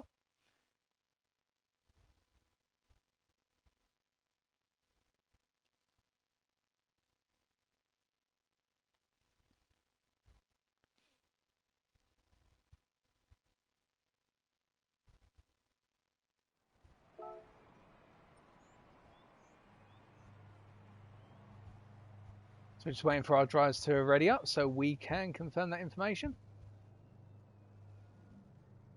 Well, the big question, of course, in this one is, when do you pit?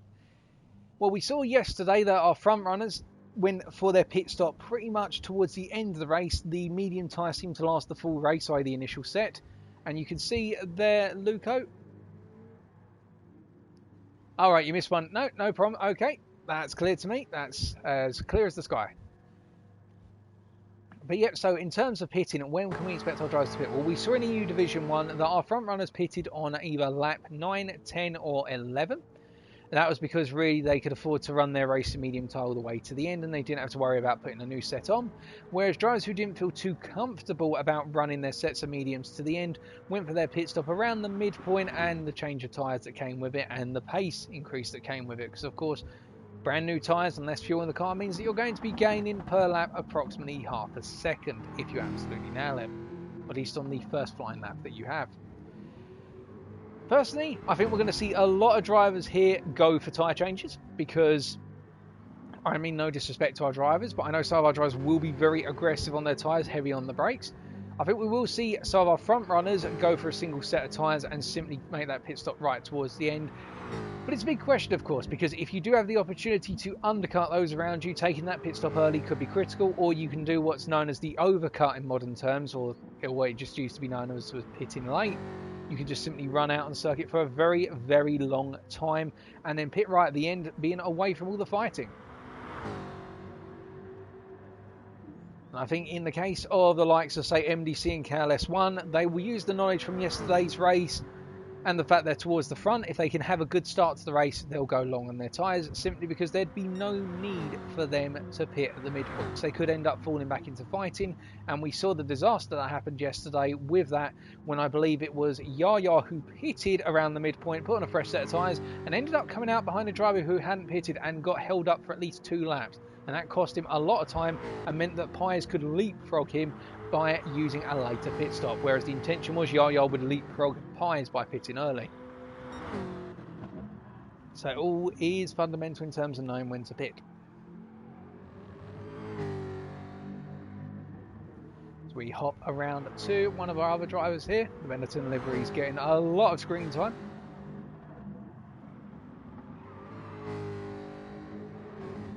There was yourself plus one other, Luco, but yes, you also did get that issue. You are right there.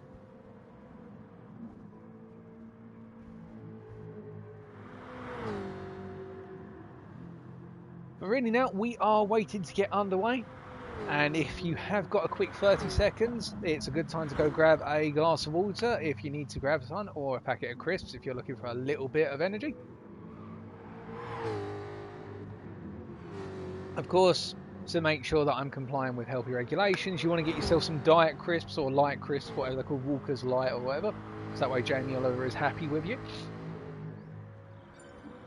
And race number 3 is coming right at you now, ladies and gentlemen. Here we go.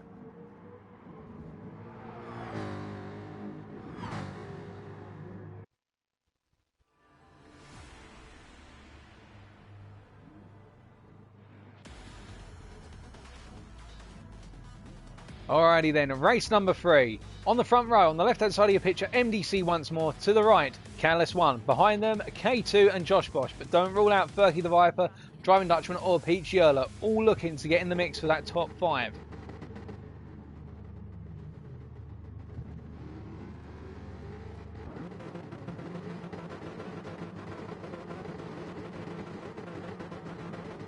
And it's lights out and away they go, and this time Dutchman has had a much better launch out of P6, and I think he's already jumped up to P5 and will be looking to try and hold an inside line, a tight inside line into turn 1. As you can see, the 4 Jaguar drivers ahead of him all settling into an order fast, but K2 already going on the offensive and trying to nudge his way up into P2, and this is giving MDC a huge buffer effectively. As you can see that Dutchman is now trying to get into the mix here as they're all making their way down towards turn 4 for the first time of asking, and I think we're going to be seeing some curtains here in the fact that Josh Bosch is on the inside and going for the move on KLS1, with K2 having got his way through, and Dutchman, is he going to follow through as well? As behind you can see Peachy Erla up into P6 already and ahead of Furky the Viper. Peachy having a very good start, and Peachy now charging after the guys ahead of him and really trying to get in the mix of things as he takes a bit of a wide line into 6 but closes it together into 7. But has he done enough to fend off the Turkishman?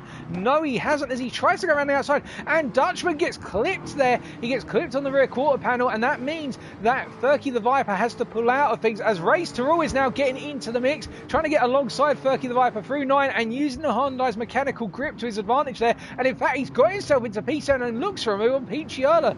Race to Rule is on a mission. That Hyundai driver going like hell for leather right now and up into P7, having had a very good start.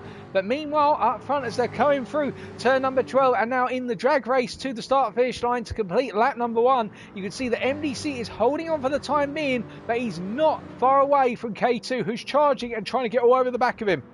So as they complete lap number 1 then, it is MDC ahead of K2. Behind them you've got KLS1, then Josh Bosch, then Driving Dutchman, then Peachy Erla, Race to Rule, Furky the Viper, then it's Valave, then it's Jerry R Driver, followed by our Dutch Trouser Doom. Robert DiMercuro's had a disastrous start, and Simfab right at the rear of the group. And as they all come through the centre S's once more, you can see that KLS1's holding on for the time being, but Josh Bosch is all over the back of him like a sore rash right now, and he does not want to give up right now. But speaking about not giving up, you can see that Peachy Erla, having had disastrous race 1 and 2, is now getting in the thick of it as our Dutch has had to take a track limits penalty and is dropping down the field here. And Furky the Viper going for the move on Race to Rule at turn 4, and Race to Rule going beyond the track limits there. I think that's a half-second penalty for the Canadian. Yep, it is indeed. And Race to Rule will be ruining that right now because he's dropped 3 places plus also picked up a penalty. It's gone from good to bad to worse. And now you can see Valave is on the charge and trying to get past Furky the Viper here as they come up into 8. Now, will he be able to tug on the inside? You can see Valave is going as late on the brakes as possible and gets that inside line and is up into P7. But for how long? That's the big question, because we know Furky is very fast here as he's going to try and come back at these guys a little bit later. But whilst we've got a brief moment, well, I say we've got a brief moment, Peachy Erla now on a charge and a mission to get P5 off of Driving Dutchman. And you can see Peachy is all over the battles. Hold on a second, what has happened here? We've got a major incident from K2 and MDC as K2 has picked up a 1-second penalty for his troubles. But it looks as though K2 got past but gave up the place, and it's all gone wrong because now we've got KS1 ahead and K2 is taking a penalty, as we can see that also Driving Dutchman is taking a penalty. Everybody's picked up penalties here and everyone's having to burn them as a result, and that means we've got a full change in the order minus our race leader MDC, who's doing nothing wrong so far, and we've got KLS1 in between the Macmillan sandwich as they all come down to turn number 1 once again. And we can see in the rear of your camera shot Valave going very deep and essentially missing his breaking point but catching it enough to hold on to P6 for the time being. But for how long, I wonder? Well, it's your guess is as good as mine. Trouser Doom now up into P8, making his way up the field as we see K2 down in P9. Let's see what happens to K2 because that was very odd. So coming up into turn 10 then, he went for the move on the inside and gave MDC a little bit of a knock. Now coming through turn number 11, did he end up going wide here, trying to hold on to it? And definitely he's understeered off, and that's what's happened. So they were side by side coming up into the corner, and K2 tried to hang it around the outside, and that's one thing you don't normally do in a front engine rear wheel drive car around turn number 11 is try to hold it around the outside at 11, because the driver on the inside has the right of way and has the full grip compared to you being out on the marbles, and K2 has been punished for trying to hold that wide line. That is unfortunate, but it opens things up for the mid-pack now as Peachy Erla is up into P4 and getting ever closer to the podium, bearing down now on Josh Bosch, having got past Furky the Viper and Valave with all the interchange of the penalties. And Peachy not able to make the move here, but you can see Valave now really leading the second pack of cars and just sniffing the slipstream fumes of the guys ahead of him. So we've got 2 packs forming, ladies and gentlemen. We've got pack number 1, which is the battle for first, which MDC is leading ahead of Careless One, Josh Bosch, Peachy Earl and Furky the Viper. And then we've got the second pack, which is from 6th all the way down to the back end of the field, as all of our drivers are coming charging through it. And I think we've got somebody trying to go for an undercut here, as we see somebody comes into the pits, and that is Driving Dutchman coming into the pits as Race to All comes across in P11 right now with Robert De Macchio right up behind him. And we can see ahead of them that Trouser Doom has got a move done, I think, on SimFab, as K2 has gone very deep there and got all sorts of wrong. So we are going to take a quick look back at that action there. So we can see that Trouser Doom went for the move, goes down the inside here, and I think he uses the Hyundai's better braking, and you can see K2 got knocked there. It looks as though he lost it and got knocked by Jerry R Driver, as Trouser Doom is now up into P8, and K2's race has gone from bad to, well, cataclysmically horrific, if we can use any other adjectives to describe it other than worse. As we can see now, he's right in the back of a fight for P11 as he knocks Robert here. Robert being knocked a bit wide in turns 6 and 7, and I think it's going to be curtains between these drivers if they don't settle it down, as Robert falls behind, and K2 is now making his way past SimFab and literally trying to get as much ground as possible in as short a time as possible, with Robert trying to follow through here, and K2 really bulldozing his way through, but SimFab is going to come back at him initially, but he doesn't quite get alongside, and SimFab will be the cork in Robert's bottle, hold him up for the time being. Now, looking away from those guys, meanwhile, one thing we've got to keep in mind is pit stops are coming out, as Josh Bosch has been passed by Peachy Erler, and I think that's probably happened up into turn 10, as Peachy Erler is now trying to get after our race leaders in the form of MDC and Careless One. But the question will be, who is going to pit and when? Now, we know for a tyre change here, a pit stop is approximately 10 to 11 seconds, whereas if you just go for the pit stop and no tyre change, it's approximately 7 to 8 seconds. So what that will mean is our drivers will now starting to be guessing the gaps between one another and where they can come out in fresh air and not be compromised, as Peachy drifts into turn 1 on lap number 5, and you can imagine that Josh Bosch thinks he's going to have a run back at Peachy in the near future. And Furky the Viper will be watching this as well with attentive eyes and thinking, right, just keep it cool for now, you're in the hunt for the podium, just see what you can do later on in the race. That's what I'd be doing if I was in Furky's shoes right now. I'd be relaxing and thinking to myself, I've got a good rhythm going, there's no need to overdo it at the midpoint of the race, as we are heading towards that midpoint, being on lap number 5, and now it becomes a case of drivers having to get into that rhythm and sizing up a strategy. And it has settled down a bit. There's nobody really too close on the circuit to be going for an imminent move as we look round here. Although I do say that, and Robert right now in a freeway battle against SimFab and Driving Dutchman here. And I think Robert has gone for his pit stop. That's why that gap has opened up so much, as Robert has fallen back. And SimFab and Dutchman also go for those pit stops. And it has not worked out for Dutchman in the fact he finds himself in a freeway battle for P12 when he was hoping probably to clear this. And he has got the move done, we should point out, for P13. But he's dropped so far back now, and it's a case of he needs to get clear of these guys as quickly as possible to avoid losing any further time. Meanwhile, up front, you can see that MDC is still holding on to P1 and Careless One is keeping him honest. But behind in the battle for P3, Peachy is feeling the same effects, as he's got 4 cars behind him, all wanting to snatch that podium spot away from him, starting with Furky the Viper, who is ahead of Josh Bosch, we should point out. So Furky has got past Josh, probably up into turn 10. We missed that off camera, unfortunately. And Furky is now on a move for Peachy here, and I think the Turkishman is going to get it done on the Finn. The Finn's going to make him go around the outside, alternatively go for the cutback, but Furky's going to go deep on the brakes. Will he have enough momentum to carry it round? Not quite, and Peachy secures the position back by simply running it onto the racing line onto turn 2. And this, of course, will cut Furky's momentum sizably, and Josh Bosch will now find himself getting back in the fight. And we have got a 5-way fight for P3 right now, as we're riding on board with Josh Bosch, looking forward right now at what's going on ahead of him, and we're wondering if Furky's going to go for a move, and not at this point in time, and they're all settling down. And you can see that Peachy went a bit wide there, and Furky's got the momentum, and I think Furky's going to go for it up into 6. Now, will Peachy try and contest that inside line, or will he realise there's no need to? And I think Furky has got it. No, Peachy is coming back at him, and Josh has gone deep as a result, but Valave is not close enough to capitalise on that mistake, as Peachy is holding on to P3, but he's gone so deep into turn 8, and he's just managed to hold it. Well caught, that man. And Josh is trying to get in the mix here for P4 right now. This is bringing Valave into the equation, and is Valave going to send it on the inside into 10? He does indeed. He's sending a double whammy here, and he's going for it on both Josh and also Furky, using the Hyundai's handling. He's going to hold it around the outside inside at turn number 11, and I think he's going to have done it, ladies and gentlemen, unless Furky comes back here, and Josh is coming back as well. They're not giving up, the two Jaguar drivers, and Jerry, our driver, is stuck in behind us thinking, well, can I have a bit of the action, please, sir? Not right now, Jerry. You're just going to have to watch for the time being. As you can see, it's going to be 3 wide in the battle for P5, and nobody up front has pitted so far, as in fact we do have one of our drivers coming in, and that is Furky the Viper coming in from P4 at the time, and MDC is feeling a huge amount of pressure from Careless One right now. He's getting closer and closer as Valave is up into P4, but Josh Bosch is going for the cutback, and he's going to try and squeeze it round the outside, and he's got it done. Josh Bosch showed a huge amount of racecraft there to send it round the outside at turn 2 via the cutback, and well, this is important because think, Furky has pitted to undercut these guys, and if he comes out in clear air right now, Furky's going to be laughing all the way to the bank. But meanwhile, on a mission to get back at everyone is K2, and he's up into P7 already. And as we look around, we can see that coming out of the pits right now is Furky the Viper, and he's come out in P10, but he's got that all-important clear air that he needed so desperately so. And now he's going to be literally putting in qualifying laps to see if he can get past the guys he was racing in that battle for P3. But meanwhile, we can see that MDC has been passed. Let's just see what's happened here. So MDC got passed definitely down in the run to turn 4, and that's why he's now just running behind the Careless One. But I don't think it's going to be too critical because both drivers have got very similar pace, and they're simply going to be sizing one another up as Josh Bosch is fighting with Valave for P4, and that's costing him the pace to stay with Peachiola in P3. So that battle for P3 has now changed to a battle for P4 as Peachy can focus on running away with things a little bit.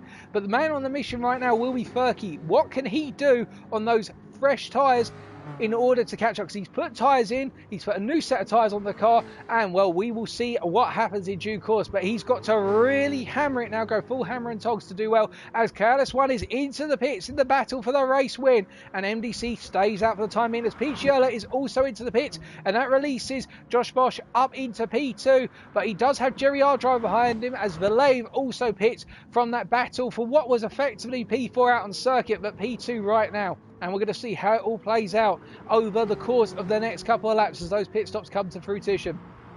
Now, talking about one driver who pitted early, has Furky done enough? As he comes through turn number 3 then, where's this going to bring him out in relation? Well, Jerry, our driver, finds himself still charging after Josh Bosch. Careless One's come back out in P4, so that's perfect for him. And meanwhile, our Dutch in P5, Peachiola in P6. So Peachy, that's worked out really well for Furky, because what he has now done is he has cleared Valave. But well, Furky now needs to clear Peachy as soon as possible, because I think Peachy has put on a fresh set of tyres, as has Valave. Yep, but the problem is Furky lost a lot of momentum, and Valave is already looking to make a move, but I don't think he's going to get done. I think that was more to intimidate rather than to actually go for it. I think he's procrastinating the move a little bit longer, and Valave is just trying to put a little bit of pressure on the Turkishman right now to try and get him into a mistake so he'll be vulnerable. But meanwhile, Josh Bosch is just holding off Jerry R driver for the time being, and remember, these guys are fighting for position, but they've got to be wary of the fact that when they pit, they're going to be potentially coming out behind both Peachiola and Furky the Viper and Valave, which would be absolutely horrendous for their aspirations of finishing on that podium. As we see Careless One just sauntering around right now, and behind him our Dutch Peachiola managing to clear Furky the Viper. Furky feeling some pressure off of Valave. Now this is important, our race leader is into the pit, MDC is in and Josh Bosch is, but the battle was between Careless One and MDC for that race win, as Josh Bosch is in but Jerry R driver is not. Where will this bring MDC out in relation to Careless One? Has Careless One done enough, as he did go for a tyre change? Will MDC also go for the tyre change? That is the big question, as Jerry R driver has yet to pit, and we can see coming out of the pits right now as we've got Careless One coming round here, and we have MDC who's come out, but he's not gone for a tyre change, and that is pivotal because Careless One went for the tyre change. That's why the gap's opened up so much, but already you can imagine that Careless One will think, right, all I've got to do is put in a tiny bit of effort and I'll be in that slipstream zone. He's already in the 2.25 second slipstream zone of MDC, and now it's up to Careless One over the next 4 laps to put in the laps of his life to close that gap down and then put pressure on MDC, who's on older tyres, in order to get the position and get that race win and prevent MDC from picking up the triplet of race wins tonight. Behind them, we can see that Peachy Erler is in P4. He has regained that and will take P3 once Jerry R Driver pits. Josh Bosch finding himself battling with Valive and K2 still, and that battling has cost Josh Bosch some time in chase after Peachy Erler. But you can see, meanwhile, in terms of those pit stops, Furky the Viper all the way down in P10, and Trousers doing behind him. I'm not sure what's happened to Furky. Perhaps he picked up a penalty somewhere because he's dropped very far down. The apple has fallen very far from the tree. And Robert right now up into P8, and Dutchman all the way down in P12 and not having a good evening of it, in all honesty, driving Dutchman. It's gone from good to bad to worse for the Hyundai driver. Having had two very good opening races, this third race has thrown a spanner in the works for him, as we can see that Robert being harassed by Race Through, the Canadian all over the back of him, as Jerry R Driver now comes into the pits from the race lead.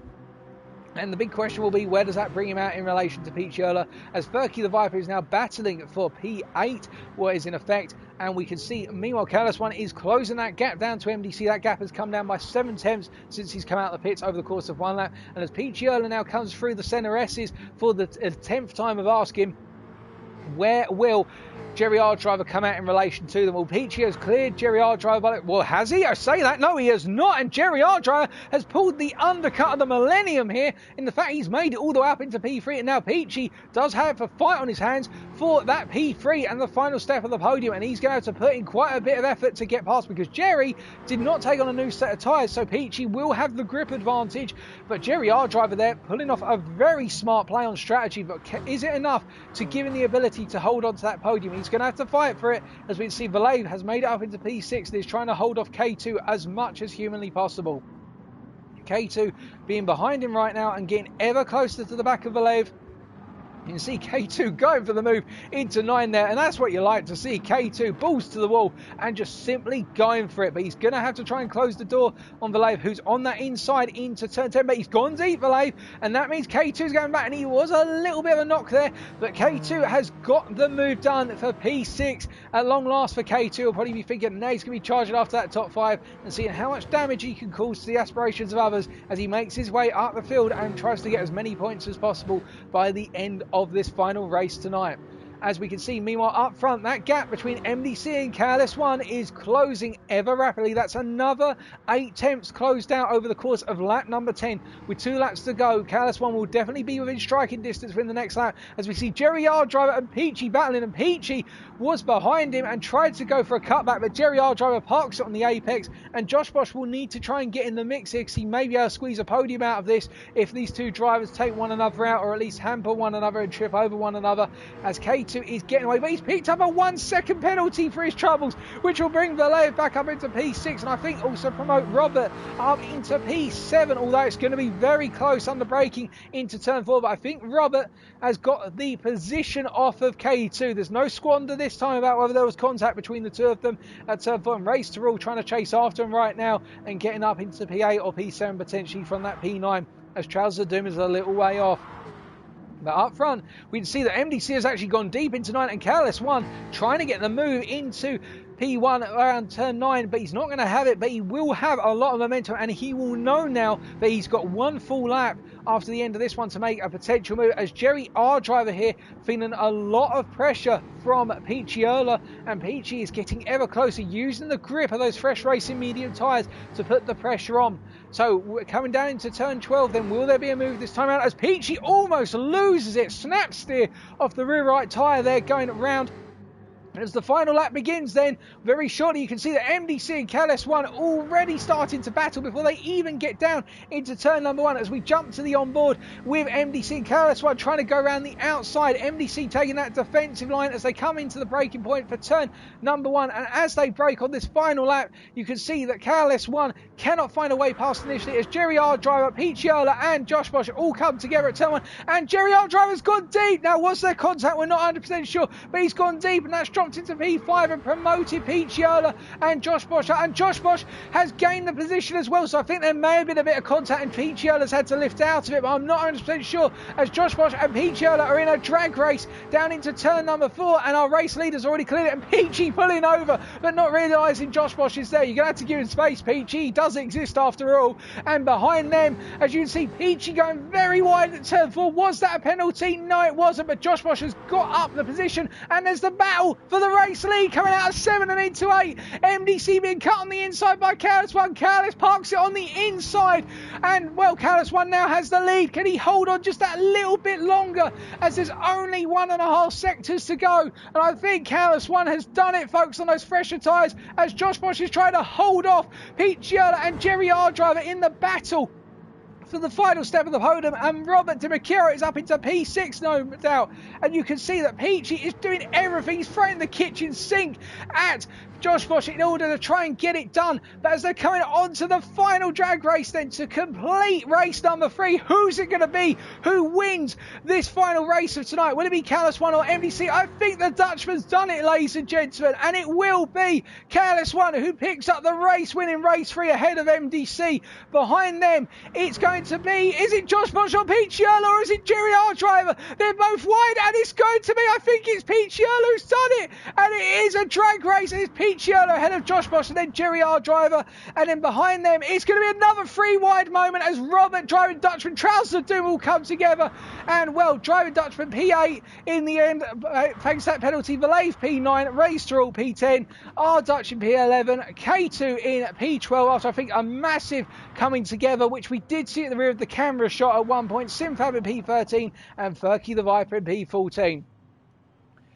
But your race winner, ladies and gentlemen, Karts 1 from the Netherlands.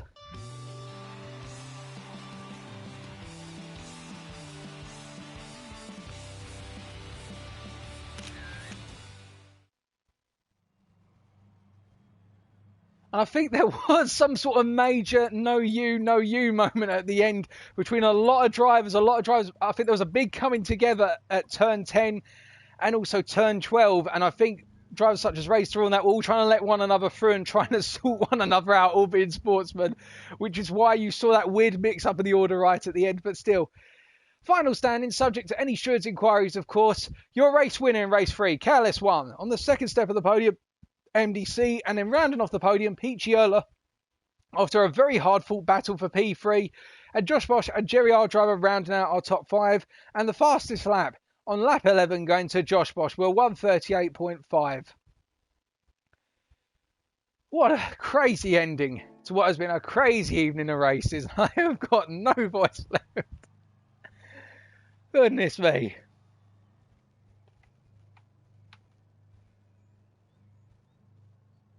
But what a race. And I mean, if that's round 1, I can only imagine what round 2 next week's going to be when we head to Suba in the 4-wheel drive machines.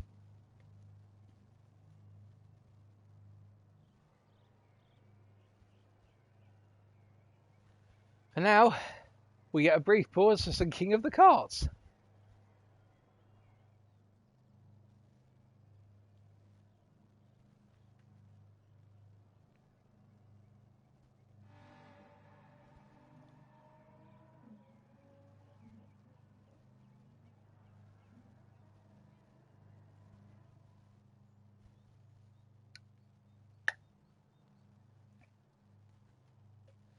Oh, what was my moment for tonight? It was that final race. I mean, the battles for the win and also the battle for P3 were just phenomenal all the way to the end.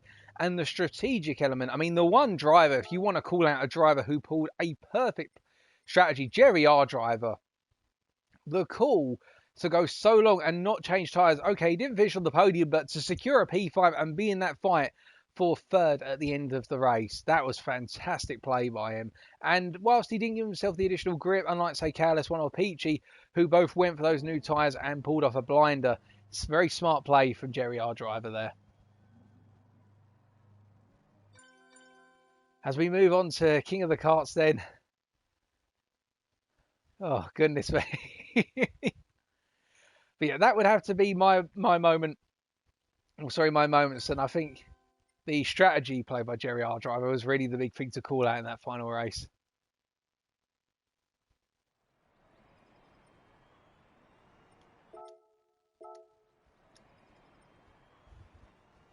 And let's get a little bit of a warn-off in. Oh, not the camera glitch again.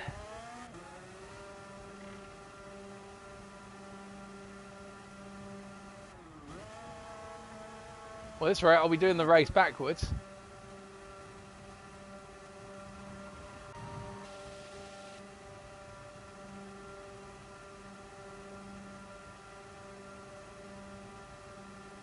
Let's see if I can reset the camera once we come out the pits.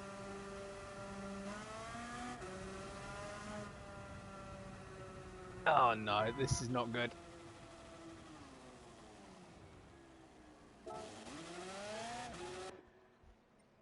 Okay, I need someone who's out on circuit, who's not... There we go.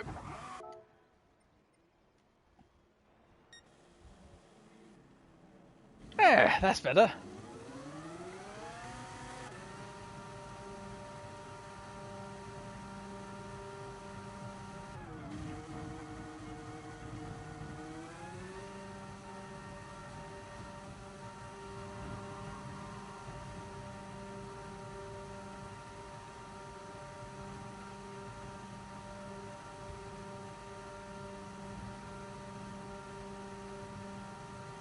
I hope you've all enjoyed it tonight, ladies and gentlemen. I definitely have. And if you are heading off before King of the Karts, completely understandable. Thank you for tuning in. Remember, we've got plenty more racing coming up next week as we start the final now.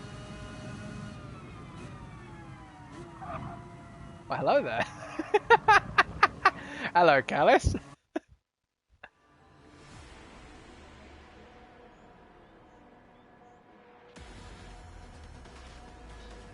Alrighty then, King of the Karts. I'm starting right at the back, alongside Martin.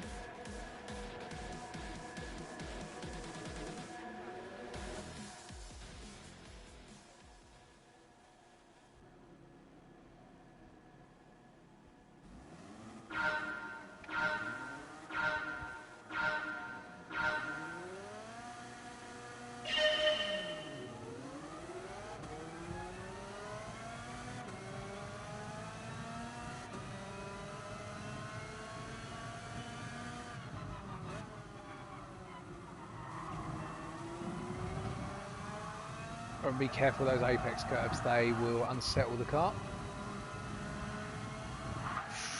Ooh, that was close. There's been a lot of death, I see death everywhere.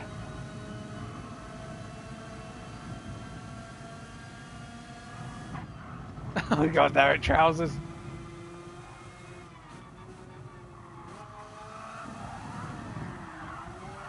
Oh, that car. I'm still in this though, still in this.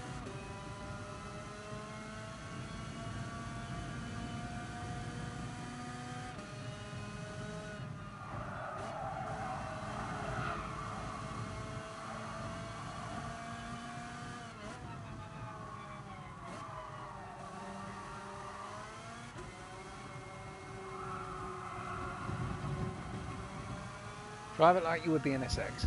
There you go.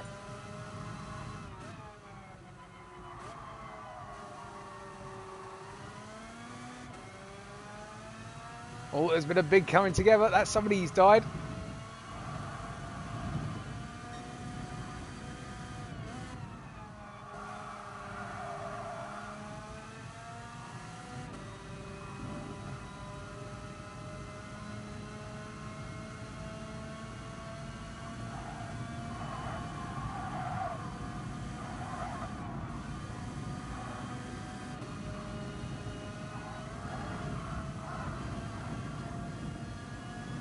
Oh, damn it. Whoever gave me that knock, it was the right thing, but I couldn't get past Martin.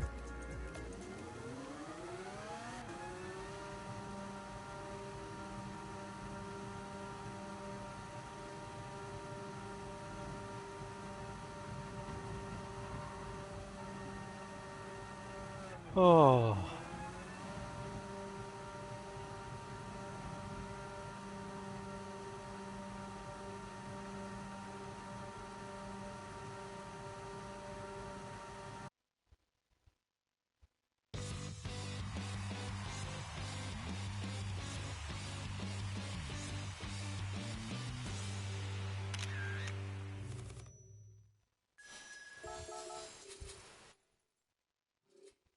Alrighty, folks. Well, with that, that is King of the Karts. And a great thank you to our hosts for both round one lobbies. So EU Division 1, of course, that would be Pies. And to EU Division 2, MDC. And well, that is week 1 of EU complete for season 36 with some fantastic racing at Interlagos. Thank you to our host circuit. And be sure to come back next week if you want some more GTSRL action at 7:30 in the evening UTC for Tsuba, where we take the four-wheel drive drivetrain Group 4s around the small Japanese circuit and see what mischief and mayhem can occur.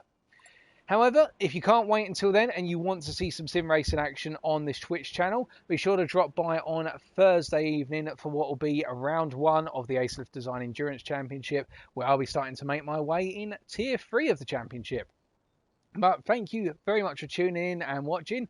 I've been TX141, and until next time, as always, stay safe, stay well, stay smiling, but most importantly, stay on track. Good night.